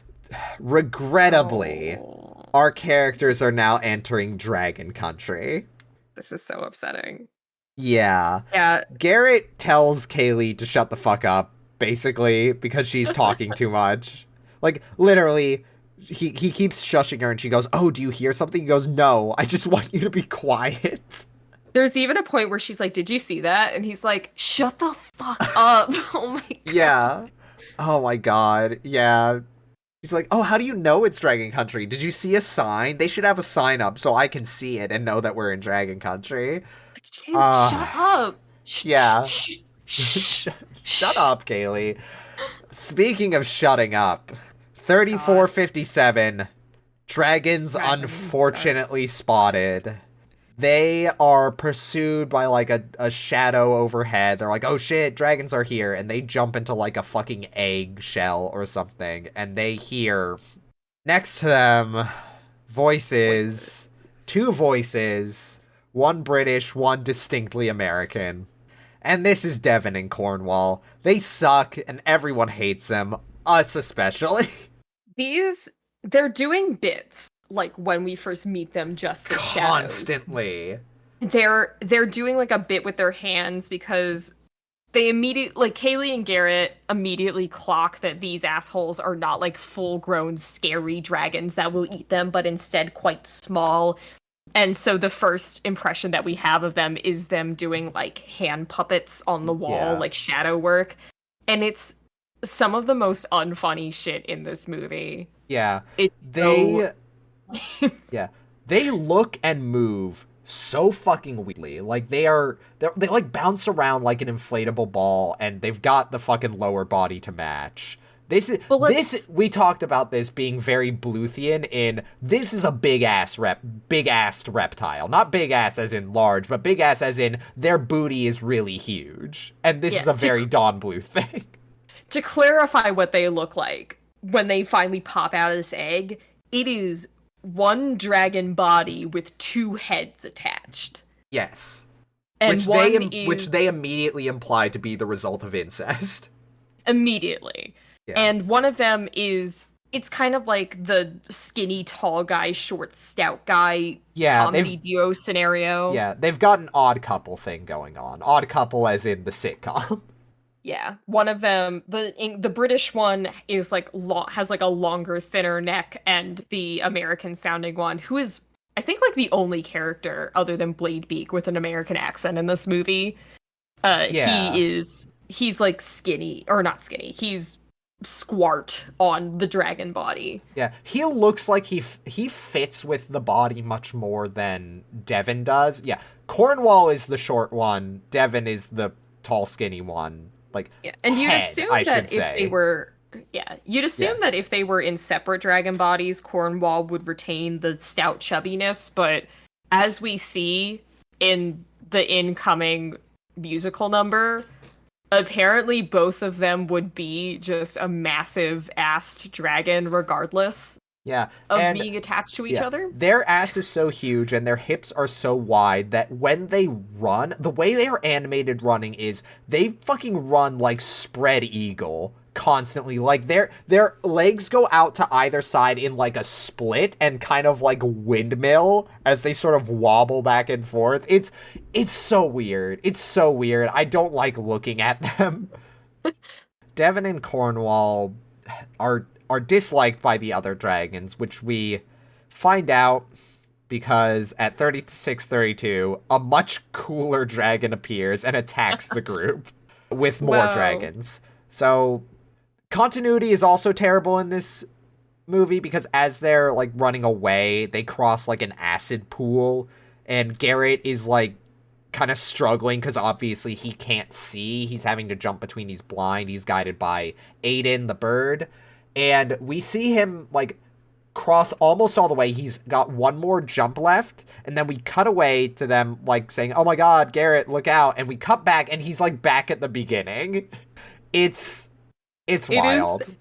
It's very much a Hercules jumps into the river that makes you forget things after he dips his hand directly into it. Yeah. And a creature other than a dragon shows up. It's the griffin, which explicitly is not a dragon. They say this in the movie. That's not a dragon, that's a griffin, and Ruber is here now. They all jump I down a hole to get away. Yeah. And And this, then I wrote in my notes, sorry, I have to say this, Diana. yeah. I wrote in my notes, this movie is weirdly obsessed with Devon and Cornwall's ass and ball area because they Yes. focus shots on it constantly. They land on like a stick that goes right up his Dragosy. Yeah, Don't like that at don't all. say that. What do you Yeah, mean? not a stalagmite. And sorry, I got so distracted by how much I disliked the character of Devon and Cornwall that I forgot to mention something very funny I learned about the production behind Devon and Cornwall. Oh. Now that we have established who they are and what their deal is. Mm-hmm. So, sorry, I'm flipping through my notes. Yeah, take your time. Yeah. So, yeah. Devon and Cornwall, according to the lead animator on Devon and Cornwall, Dan Wagner, apparently, they were originally going to be a one-headed dragon. Oh. They were going to just be a regular dragon character, but, and this is a direct quote, that's been done too much. Oh. And also, two heads are funnier. Are you sure? Are you I sure don't, about that? I guess we'll never know, Diana. But yeah, I remember sitting with that for a long time and being like, what the fuck are you talking about? Oh, one-headed dragon, that's been done to death. Two-headed dragon, though. That's funny. Yeah, that's funny. So funny. Yeah. As we discover in the next musical number, which is more or less Devon and Cornwall's I Am song, but also to a certain extent an I Want song. Yeah. Because I'm discovering right now, Heather, that the true main characters who must learn what they need versus what they want, it's Devon and fucking Cornwall. 'Cause that's what this song is. Yeah. This song being If I Didn't Have You, which is so friend like me, it's fucking offensive. If Friend Like Me were grating, because this song is grating. Like, that's the way to describe it. Yeah, it's them basically singing about how much they dislike each other for like 2 to 3 minutes and doing a bunch of anachronistic pop culture references. Yeah. Some of them racist. Yeah. This is also the moment that we discover that even if they were in two different bodies, Devon would still have a massive dragon ass. Yeah, because they show the hypothetical and it's the same massive dragon ass. Yeah, look, they would still we be wouldn't be massive talking reptile. about this so much if the movie didn't keep drawing so much attention to it. Like, There's so many shots of their ass. They constantly show this thing fucking wiggling and like fucking shaking in the camera. Yeah. But anyways. And then Kaylee proves herself the worst protagonist that we've covered thus far by clapping at the end of the song. She applauds this song. We also learn, like, around this time, Devon and Cornwall suck shit, they can't breathe fire or fly, and also they are 200 years old. Yep. But yeah. All of these things about them are true. Yeah. The song's over. They basically decide to come along because it's illegal for dragons to help a human, so now they have to stay with the group. Oh joy. Boy. We cut back to Ruber, who is weirdly dependent on this chicken. Also, they've cooked a dragon. They've killed a dragon and they're eating it now. Ruber fucking punches a dragon to death, like, in a prior scene. Like, he explicitly puts his weapon away so he can punch the dragon to death. Ruber is built different, and also, Bladebeak is basically his lieutenant right now. He trusts Bladebeak more than he trusts his griffin. Ruber is a genetic freak. He's not normal. He's not normal. Yeah. But yeah, we're just getting constant check-ins with Ruber because I guess they think the audience is too stupid to remember that he's chasing them. Yeah. Also, honestly, Ruber is the best part of this movie. I don't mind checking back. Yeah. Especially now that Devon and Cornwall are here. Since we're on the topic of Ruber again, I want to just real quick shout out Alex Williams, who was the lead animator for Ruber, because we were talking about how Ruber is lovingly animated. Yeah. Alex Williams said of Ruber, he's a lunatic, he's mad, he's insane. He's built different. Yeah, Ruber is the case of a character being lovingly animated complimentary. Devon and Cornwall are lovingly animated derogatory. Lovingly animated, parentheses, pervert. It's so weird. I don't like it. And listen. I am not going to fault, like, anyone for being into what they're into, but, like, it is to the detriment of the film, in my opinion. this is not a movie for perverts. This shouldn't be a movie for perverts, but it is a movie for perverts. Yeah. Sorry to harp on it this much. We were upset every single time we watched this movie by Devin and Cornwall. For a number of different reasons. Yeah. And listen, I'm a kind of pervert, I would say, probably, but, like, not this particular kind. We are both monster fuckers in our own right. Yeah. And that's okay. Yeah, but we don't want to fuck this monster. No. We're lingering on this too long. We need to move on from this awful guy.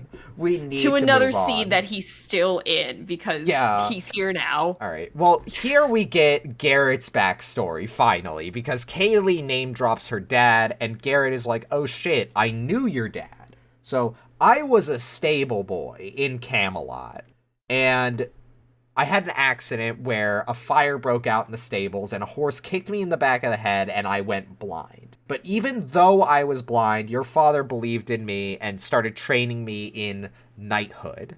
And this is kind of very parallel to Kaylee, which is a little weird because, in my opinion, this kind of sets them up as having a sibling dynamic because they both view Sir Lionel as a father figure and they both kind of receive the same, like, fatherly tutelage from him. And they're relating to each other on those grounds. This is going to be weird later because they become a romantic couple. Yeah.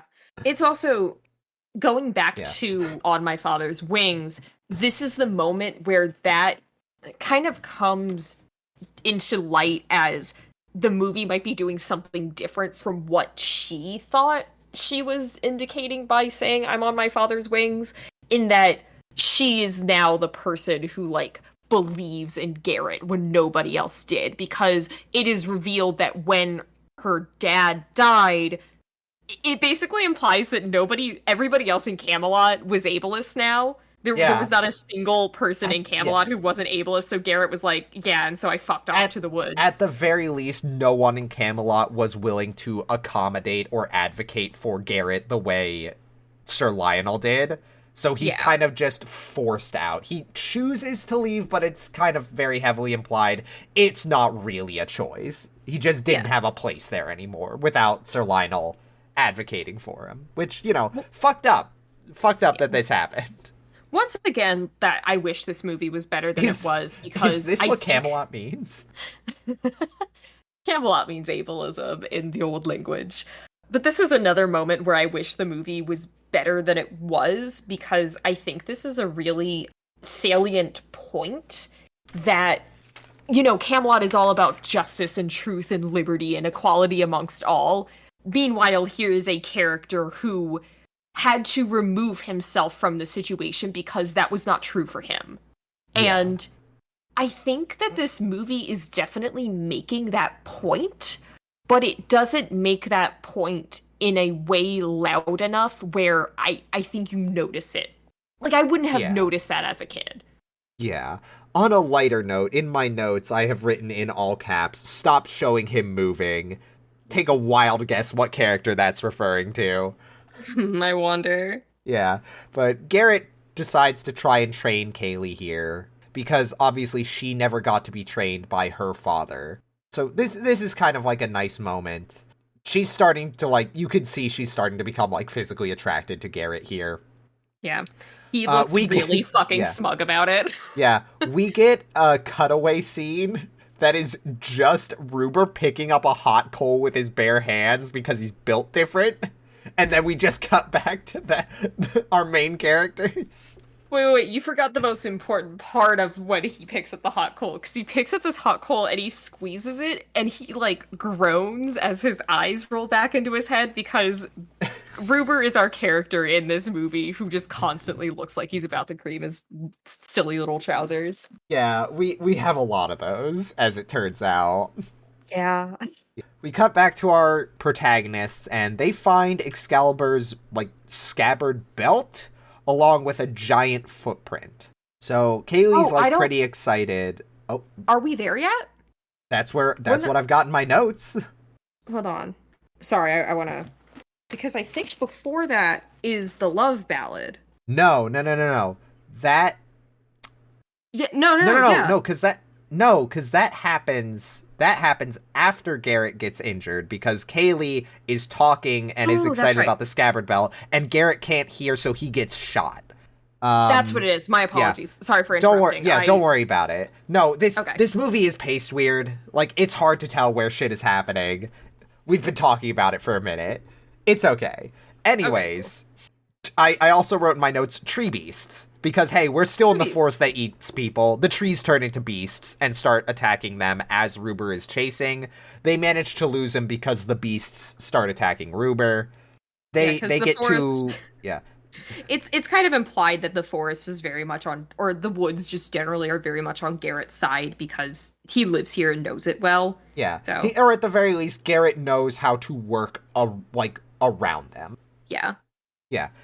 But, they get away and we cut to Juliana in the sort of wagon train, surrounded by the metal men. She's being held prisoner. And I wrote in my notes, why isn't this scene where we get the prayer? Because we kind of cut back to Juliana for no real reason. She doesn't really do or say anything important, but like this is the moment where we're in like the oh no part of the movie where Yeah. Kaylee is in trouble. She's having to be on her own, realistically, like for the first time in the movie. She's like her only like competent companion, Garrett, because I'm not counting Devin and Cornwall, is injured. She's blaming herself. She doesn't really know what she's doing. She's scared. She's afraid. This is where we should have gotten the prayer. If we're cutting back to Juliana here, she should do the prayer here as we cut back to Kaylee wandering through the forest in the dark and in the rain with Garrett, like, wounded, leaning on her. Yeah. Because, like, And that would make more sense, in my opinion. I highly agree. And that also then, to make this feel a little bit more like a real musical, because that's always my complaint a lot of times with these animated kids movies, is that they're not great musicals. They don't have the structuring wherein songs feel like they have meaning in the place where they are.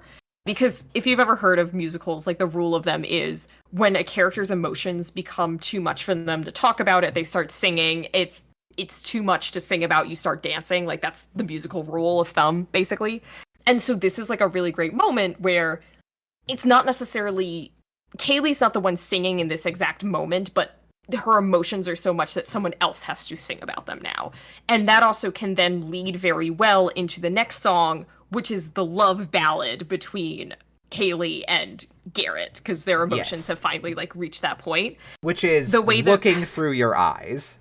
The way that we kind of get into this ballad is Garrett is very injured and Kaylee is like putting leaves, I guess, on top of his wound, talking about how useless she is. And Garrett, I imagine this comes from the novel that it's inspired by, where he says, I want to be cured from my blindness so that I can look at you. And they instead, I think, smartly translate that into describe the world so that I can see it through your eyes, which I actually think is genuinely beautiful. I like that. It's in a non-literal way. Yeah, it's got some romance for it. It's entirely unearned romance, but absolutely. It's romantic. It's romantic. It's a little funny because one, Garrett starts this song by again telling Kaylee to be quiet, but lovingly so. Like, oh, be quiet, stop beating up on yourself. But he also says, oh, look at the sky and see all the stars for me. It is raining. It is overcast. You can't see the sky during this song. And that's probably deliberate, but I don't know. It's a funny thought. It's also implied a little bit that perhaps the power of her love is what heals him, because she just kind of put leaves on his wound. There's no indication that these leaves do anything, but there's like a little burst of light and his wound disappears. Yeah. It's done maybe now. She just got lucky and picked some good leaves. I don't know. Yeah. Oh. We don't need to talk too much about this romantic song because it's like, it's whatever. It's bland. It's a bland. I did. Other than the basic conceit of describe the world so I can see it through your eyes, Yeah. That's all it kind of has going for it. Yeah. I do want to take the opportunity because I forgot to say it when he sang his first song. Carrie Elways does not do the singing voice for Garrett. Oh, yeah, of I course. did not note down what the actors, or not actors, the vocalist for him, what his name is, but I did look him up. He's a country singer. And that makes so much sense for this Christian inspired movie where a lot of the songs do have that 90s Yeah. power ballad rock sound to them. I Yeah. just thought that was Brian fun. White is the name Brian of White. the Okay. country singer you are referring to. But yeah. In my notes, I wrote, they keep punctuating every scene with Devin and Cornwall's fuck-ass waddle, because they do. It's true. Yeah.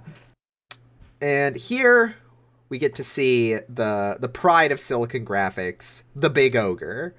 They finally catch up with what's been leaving the giant footprints, and it is a giant ogre, like, made of stone. It is like this mountainous, huge thing. And I it's made of kind of rock, and it's CG, and it's a pretty cool design, honestly. I kind of love this ogre. It's very CD-ROM game that you get from Yeah. Wendy's. From Yeah. Wendy's. Yeah, no. Do you remember them doing that? You would get a game I in your got Happy Meal at Oh, no, no. Wendy's. No. I didn't, because I didn't go to Wendy's a lot. Uh-huh. But I did get CD games out of cereal boxes when they were Yeah. doing that. Yeah. Something about this style of animation, it doesn't look fantastic. Like there's one specific moment where the ogre's like chin drops through its chest and you're like, "Oh, Yeah, okay, CinemaSins ding. Look at that. They did that wrong." But I don't know. I think this thing looks great for the time and also it feels like I coming home. agree.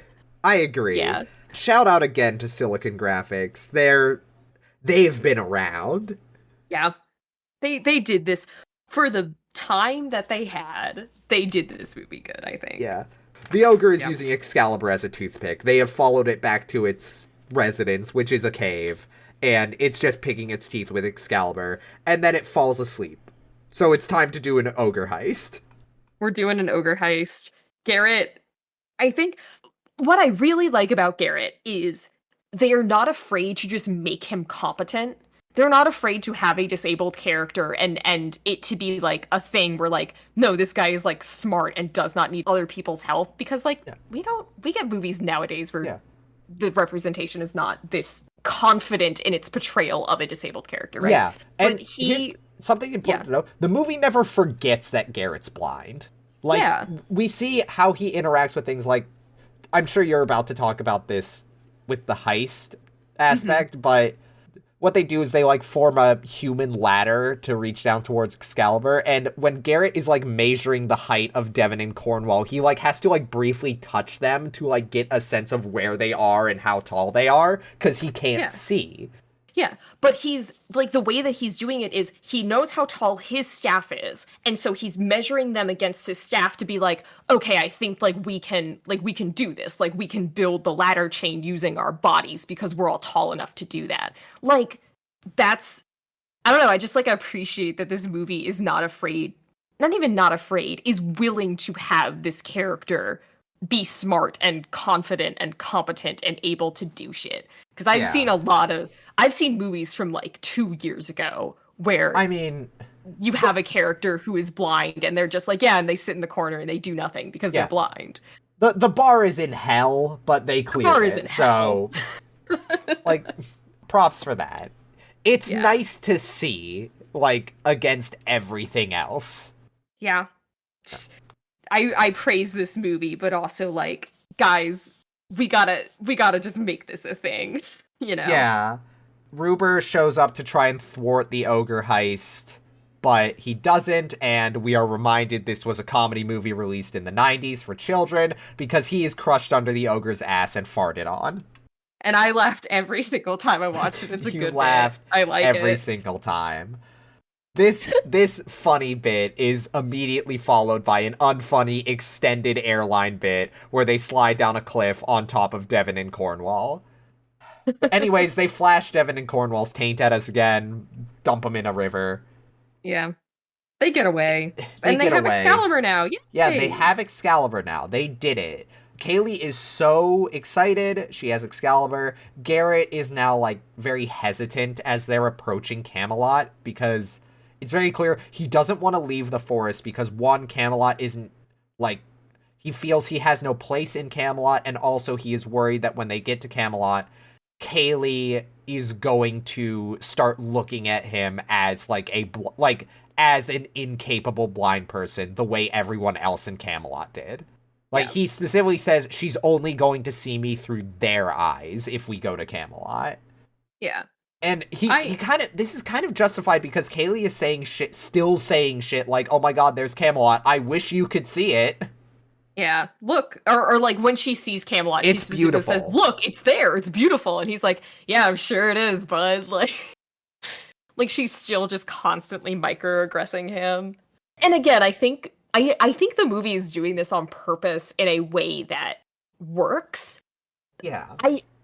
I wish Garrett was the main character. Yeah. It would work more if Kaylee, like, ever had a moment of, oh shit, this is how I've been making you feel. Yeah. But that doesn't really happen. No. Yeah, Garrett parts ways with her, and we get a sad reprise of I Stand Alone, because it's now about how he is lonely instead of being independent. Whoa. Yeah, Whoa, you like, can do that? yeah, whoa, it's in like Whoa. it's in like a different key now, whoa. Whoa. I don't know why we're being facetious. I think that, like, yes, that's how yes, music theory works. Good job. Yes, that's how it works, but also I think because so often like, it's a very like obvious switch up to do, and this movie has so little music in it that it's really obvious when it happens. Yeah. Oh, I've written in my notes, in all caps, these two men should not kiss, but they do. Canonically with tongue, ew. And this is, unfortunately, dear listeners, referring to Devin and Cornwall, who, for whatever reason, as I guess a comedic bit, they lament Kaylee and Garrett parting ways. And Devin starts to go on this spiel about how Kaylee needs a man who makes her feel like a real woman. Like this. And then he fucking French kisses Cornwall, who canonically he sees as a brother. They are no, they He's are. They're attached to him. siblings. They're attached. They're basically conjoined twins. This is just why is this in the movie? This is a pervert movie. This is a movie for perverts. Yeah. Somebody did this. Yeah, and like they go like, "Oh my god, that was so gross." Cornwall says, "I felt your tongue on my gums," which, like, thanks for that image, movie. We're an hour in. Oh, thank God we're so close to the end. And Kaylee, incompetent as she is, walks down the middle of the road, eyes wide open, directly into the enemy, and Ruber gets Excalibur. It's like this is a comedy beat that works. I don't know if it's supposed to be a comedy beat. I don't know if we're supposed to be laughing at this character, but I am. Yeah, no, like, in an open fucking field she runs into these people. And, like, it's impressive. Yeah. And now, the coolest fucking thing in the movie happens in this scene, where Oh my God. Ruber takes Excalibur and he says, "At last, I'm finally the one holding the sword. And now I'm gonna make sure no one else can ever hold it again." And he pulls out his fusion potion and pours it on his sword hand while he is gripping Excalibur. And we see the magic sputter and spark and flame out around his hand as Excalibur is now permanently fused to his body. And it turns like a darker color, and it's got like this spinning gauntlet at the base instead of a handle, and it's just on his arm now forever. And that is so fucking sick. What a cool concept. What a great setup payoff for his plan. This scene is also another moment where credit to the animation and the animators team. I imagine that if his lead animator was not fully in charge, he definitely had input to how like Ruber, as the sword is fusing to his hand, is like vibrating as green beams shoot down from the skies. Oh, it's so much fun. Rupert Yeah. creams his pants again. That's Yeah. definitely what happened in this He's a scene. lunatic. He's mad. He's insane. He's insane. He's a He's a genetic, genetic freak who's and he's not normal. We promise we're not making fun of people. You see, It's you a look at bit. me and you look at King Arthur. You can clearly see. They say all men are created equal. But you look at me and you look at Arthur and you can see that statement is not true. And it's not. For those of you who are unfamiliar, look up Scott Steiner math on YouTube to see one of the greatest wrestling promotions of all time. Yeah. But yeah, Okay. Ruber is now fused with Excalibur. It's so fucking sick. I love this so much. Devon and Cornwall see this happen. They run to get Garrett, and during this, like, when they're telling Garrett about it, they figure out how to fly because they love Kaylee enough to work together now, I guess. This is the explanation the movie gives. I don't believe it.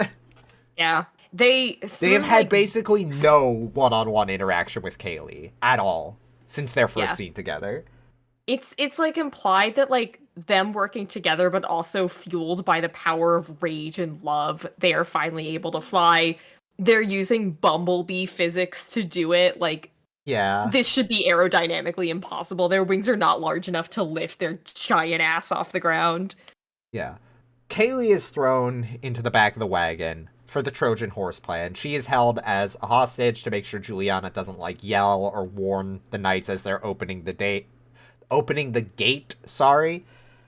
The Trojan horse plan works. The Knights of the Round Table kind of fucking suck, actually, because the metal men burst out. Kaylee is able to, like, cut herself free, and, well, she kind of, is able to kick the guy over, burst out, and be like, oh my god, it's a trap, look out.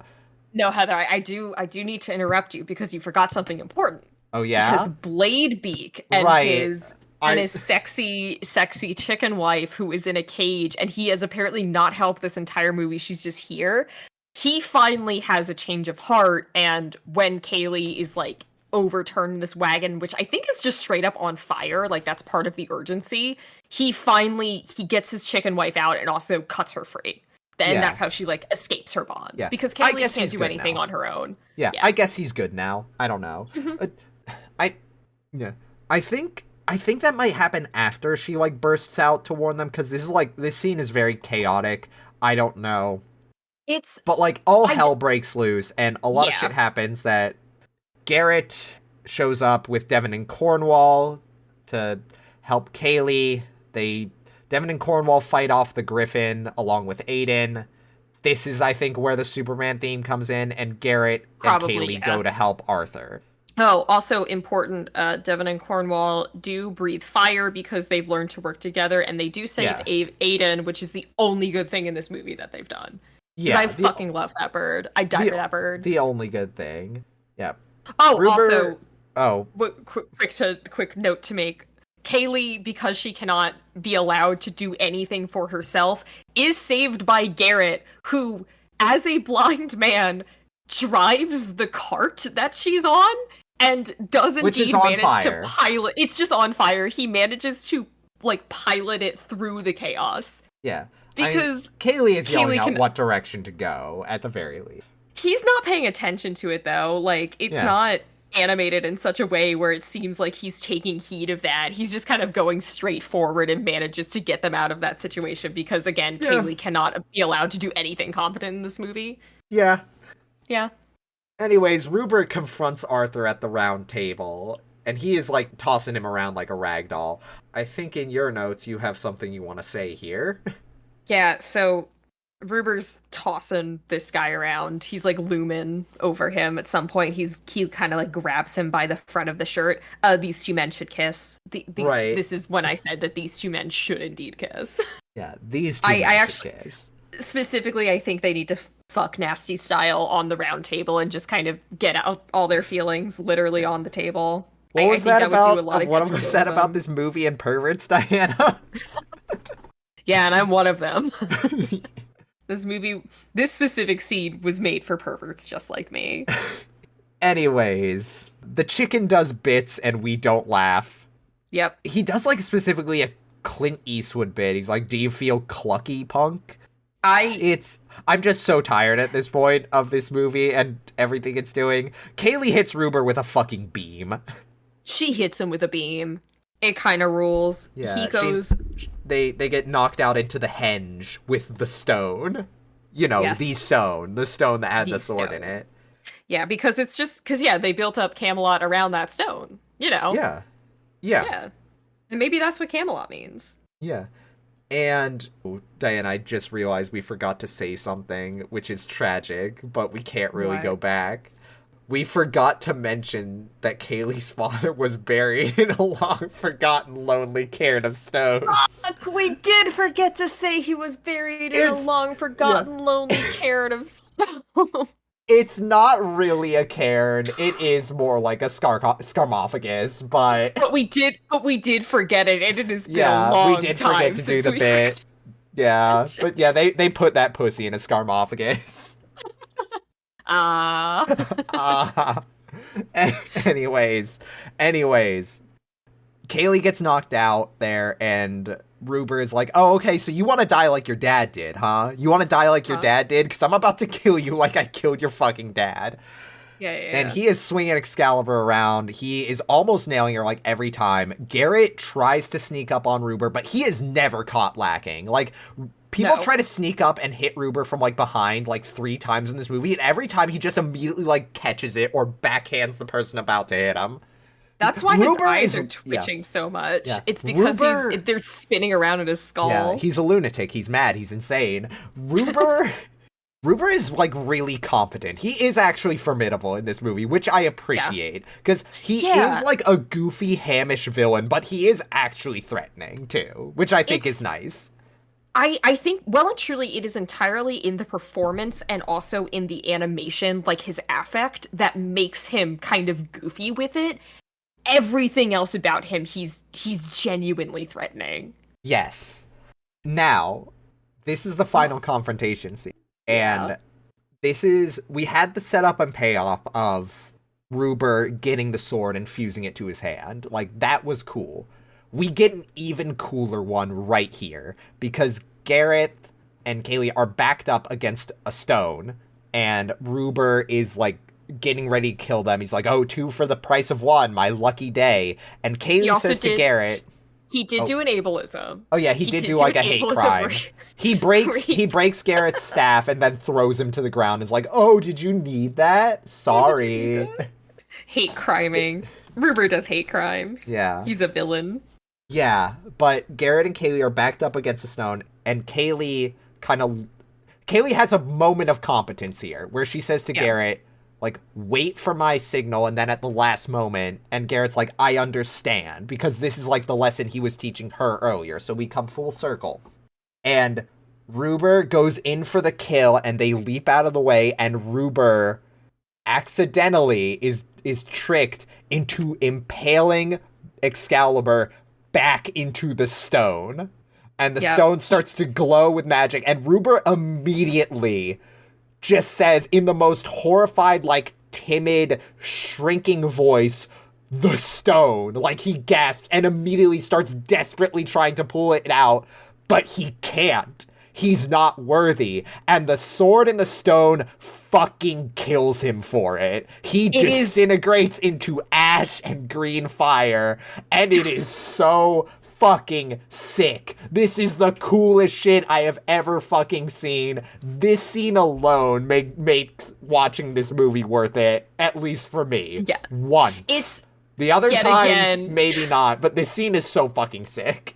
Yet again, they pull a Disney, and this is the Horned King getting disintegrated into the Black Cauldron. He put that, speaking of putting the pussy in the scarmophagus, he put the sword in the stone. He sword in my stone till I disintegrate. Come on. Come on, Diana. But yeah, he soared on that stone until he disintegrate. But yeah, Ruber is dead, and immediately King Arthur comes out of the castle and, like butter, pulls that sword right out of that stone. It's what he does. It's what he does. Also, so the we forgot to mention because we were expressing how fucking cool the scene is. Yeah. So it is implied that the magic of like putting the sword back in the stone is like a joining and kind of fixing of things. So, oh, and also like a separation. Like it's doing Yeah. like a cool It dual thing where yeah. both of those are It happening in tandem. basically it basically undoes all of Ruber's like evil magic and on upon the land. Like the metal men unfuse from their weapons. Arthur's Blake arm heals, Yeah. and then but then also kind of like in the combination of joining and separating it and fixing things, Devon and Cornwall separate and then immediately put themselves back together again. Yeah, So which I because guess is growth. they've learned and grown. Yeah. Yeah. And They've learned and notably grown while we lean back and groan at grown. their fucking antics.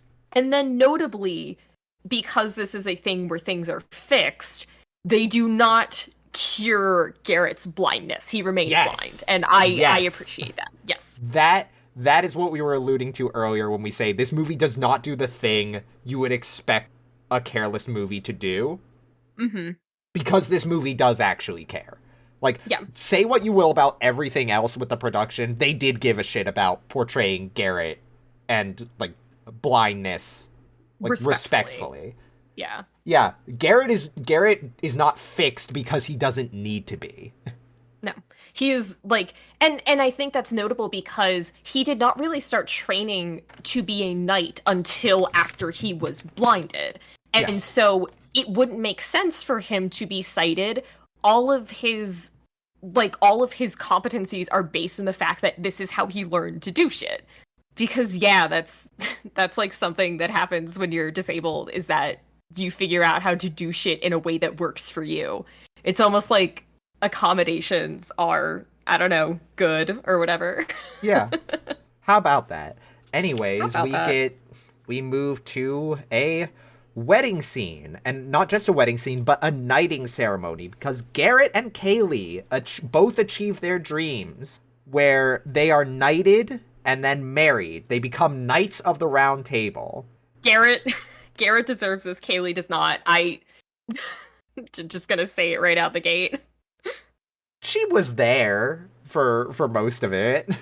Okay, and listen, if they wanted this movie to have like a cool feminist message of girls can do everything that boys can do and girls deserve to be knights too, I'm sorry, they needed to make their girl protagonist better at her fucking job. Like, no, she does not earn this. She's brave.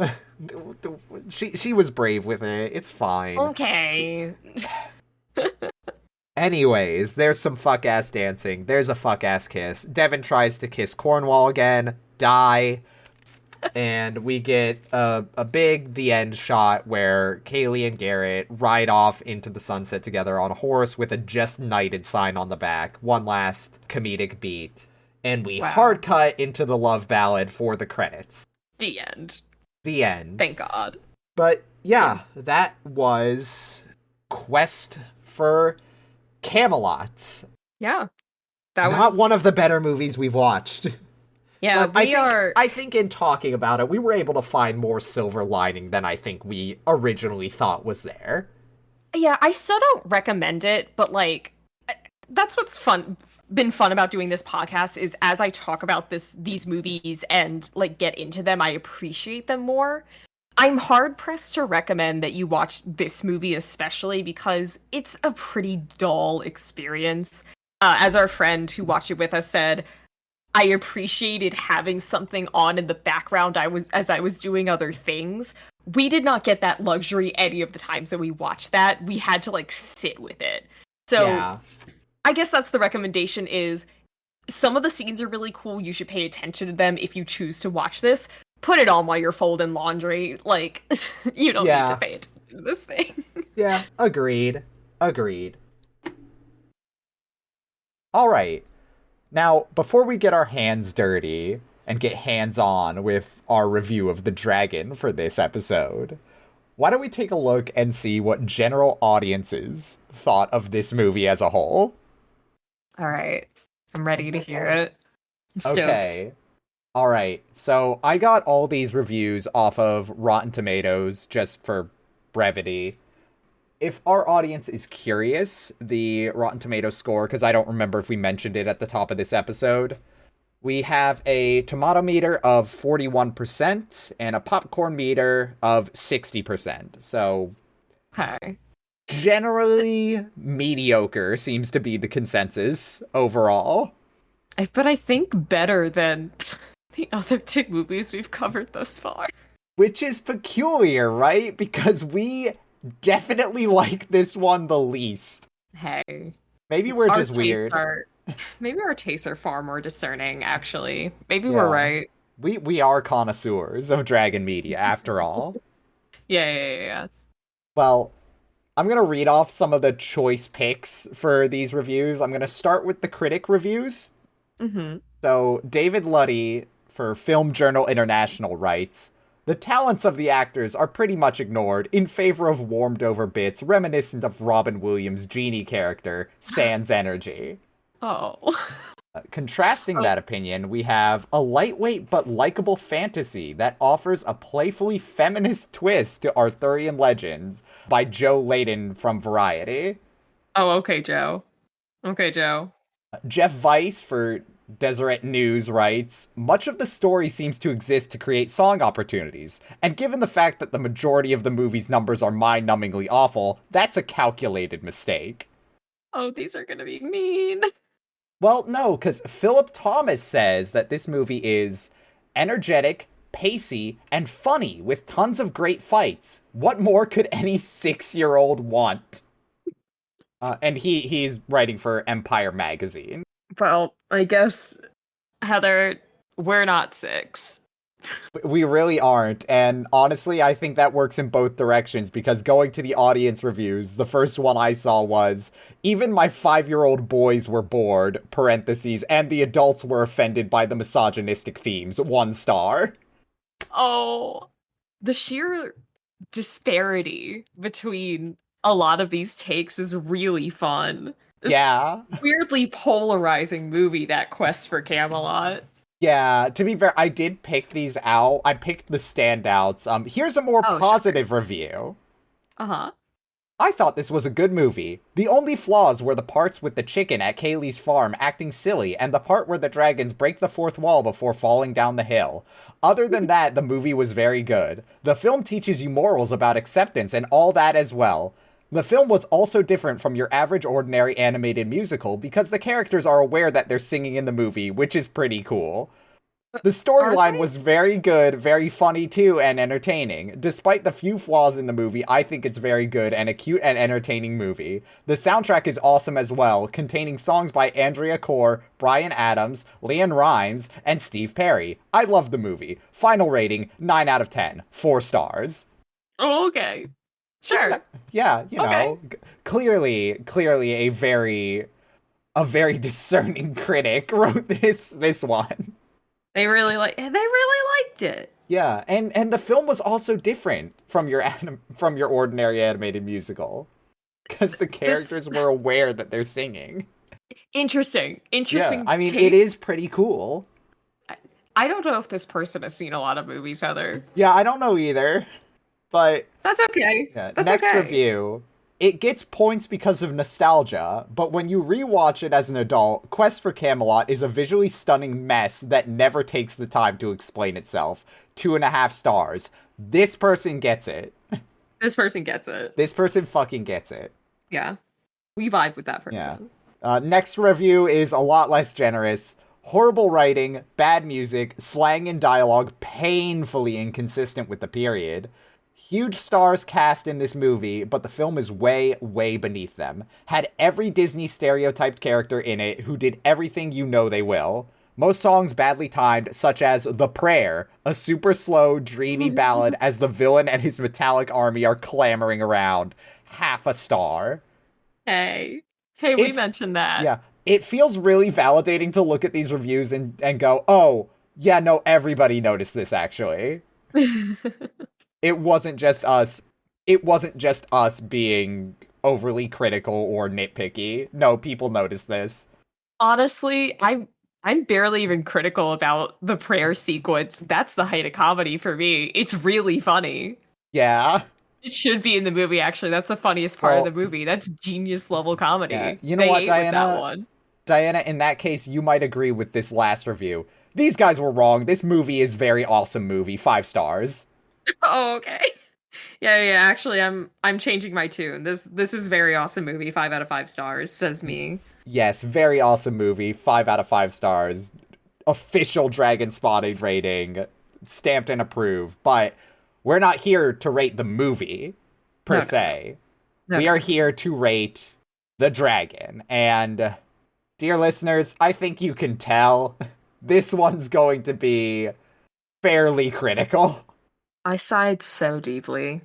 And I'm so mad that my microphone definitely didn't pick it up. Yeah, well, there was definitely a long, poignant pause as I tried to think of the words to describe the contempt I feel for Devon and Cornwall. Now, for those of you joining us on episode 3, first of all, why? Second of Why? all, the dragon scale is a numerical scale that we developed to help us rate the dragons in these movies in a way that is quantifiable, mathematical, and entirely arbitrary, let's be honest. There are 5 total categories, which are weighted and then combined into a final total score, plus a bonus category if we're feeling spicy. Yeah, Categories are taxonomy, elegance, terror, prominence, and effectiveness. You can get a more detailed breakdown of these categories if you watch episode 1 first, like a normal person. I say watch, but this is an audio-only medium, so you will have to listen to it. Yeah. Idiot. Sorry. Anyways. That was mean. It's fine. They're the ones who are here out of order. Yeah. I don't feel bad Anyways. anymore.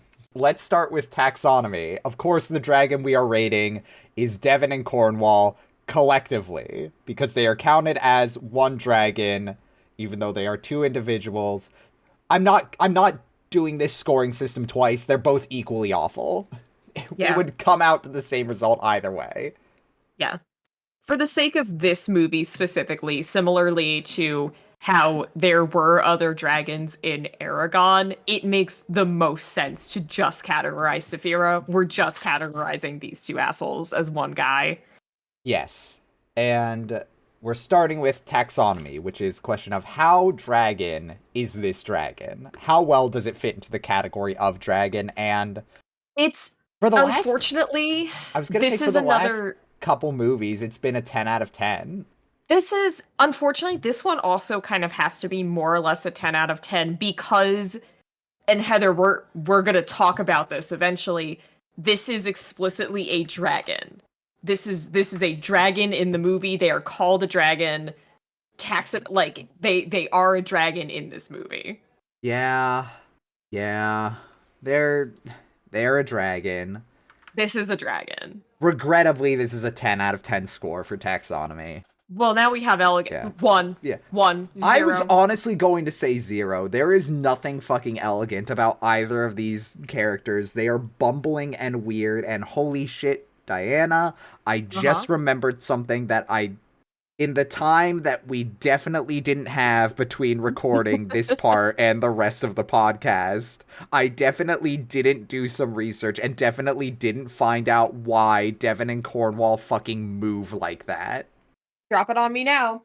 Drop it on me right now. So, according to their lead animator, they were designed using real lizards. Particularly, the ones mentioned are the Komodo dragon and the frilled neck lizard. And Diana, I don't know if you have ever seen a frilled neck lizard run. They're stupid looking. They look dumb. It runs on 2 legs, and the legs spread out almost completely sideways and like kind of windmill as they move. And that's exactly how Devon and Cornwall move. Drop the taxonomy to 9. These things were based on lizards. No, we can't do that. Diana, all dragons are based on lizards. No. Wrong. Incorrect. We're going to talk about that in the next movie. Spoilers. Okay, well, putting a pin in that, we're going to loop back to this, but I'm going to add, I don't think that should shift their elegance score at all, because, like, here's the problem. Frilled neck lizards are very skinny. Uh-huh. Devon and Cornwall are as wide as they are tall, and that movement doesn't look good. Like, it doesn't make sense that a creature that is typically bipedal anyways, and built like that, would move like that. It doesn't make sense. It Yeah. looks goofy, it looks stupid, and it does not, I think, have the effect they were going for. It seemed like they were doing some Jurassic Park thing where it's like, we're studying the animals to see how they would really move No. in real life, and it's like, no, it looks bad. Zero out of 10 for elegance, in my opinion. Yeah, no, 0 out of 10. 0 out of 10. Just full on. No, no. There is nothing elegant about this creature. Okay, Terror. terror. No, I'm not 0. scared of them. I will say 1 though, because they do make me uncomfortable. They do make me upset. Yeah. At least a 1 or maybe even a 2.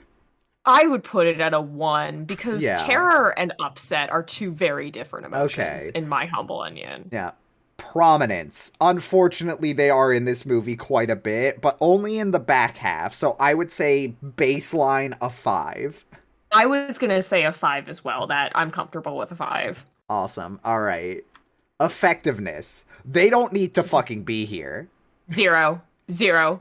Like I'm not even kidding. 0. No. I was going to argue maybe a 1 because there are moments where it's like, okay, it's them moving the plot along. But they don't need to be there. If it wasn't them, it'd be somebody else, but it is them. So I think it's fair to give at least 1. They do save Aiden the bird, and I appreciate that, but also I wish anyone else had saved Aiden. Because I love that bird. I'd die for that bird. Yeah. I love birds. Love birds. How about we split the difference on this one and say half a point? Yeah, this is a 0.5. This is a 0.5. All right. And then really quickly, get rid of the bonus. They don't get any. No. No bonus points. None. Okay. So that's going to leave us with a final total score of 3.525. And I'm going to plug this into our ranking system. Check the rankings. Well, that's currently crazy. Yeah.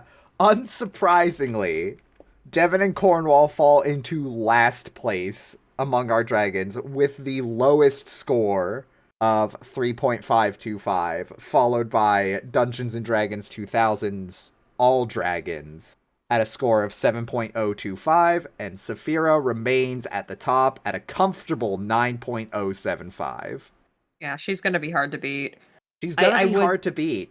And honestly, I think Devin and Cornwall are going to be hard to beat, but in the other direction. Oh, yeah.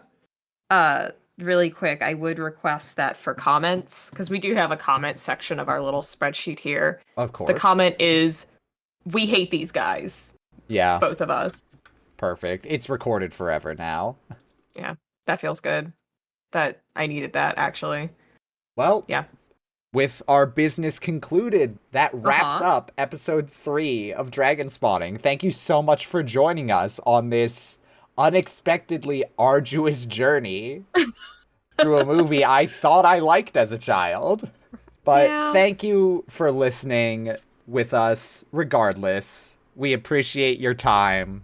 And we'll see you again next Tuesday, which our schedule we expect to change to a bi-weekly, or is it semi-weekly? Whatever.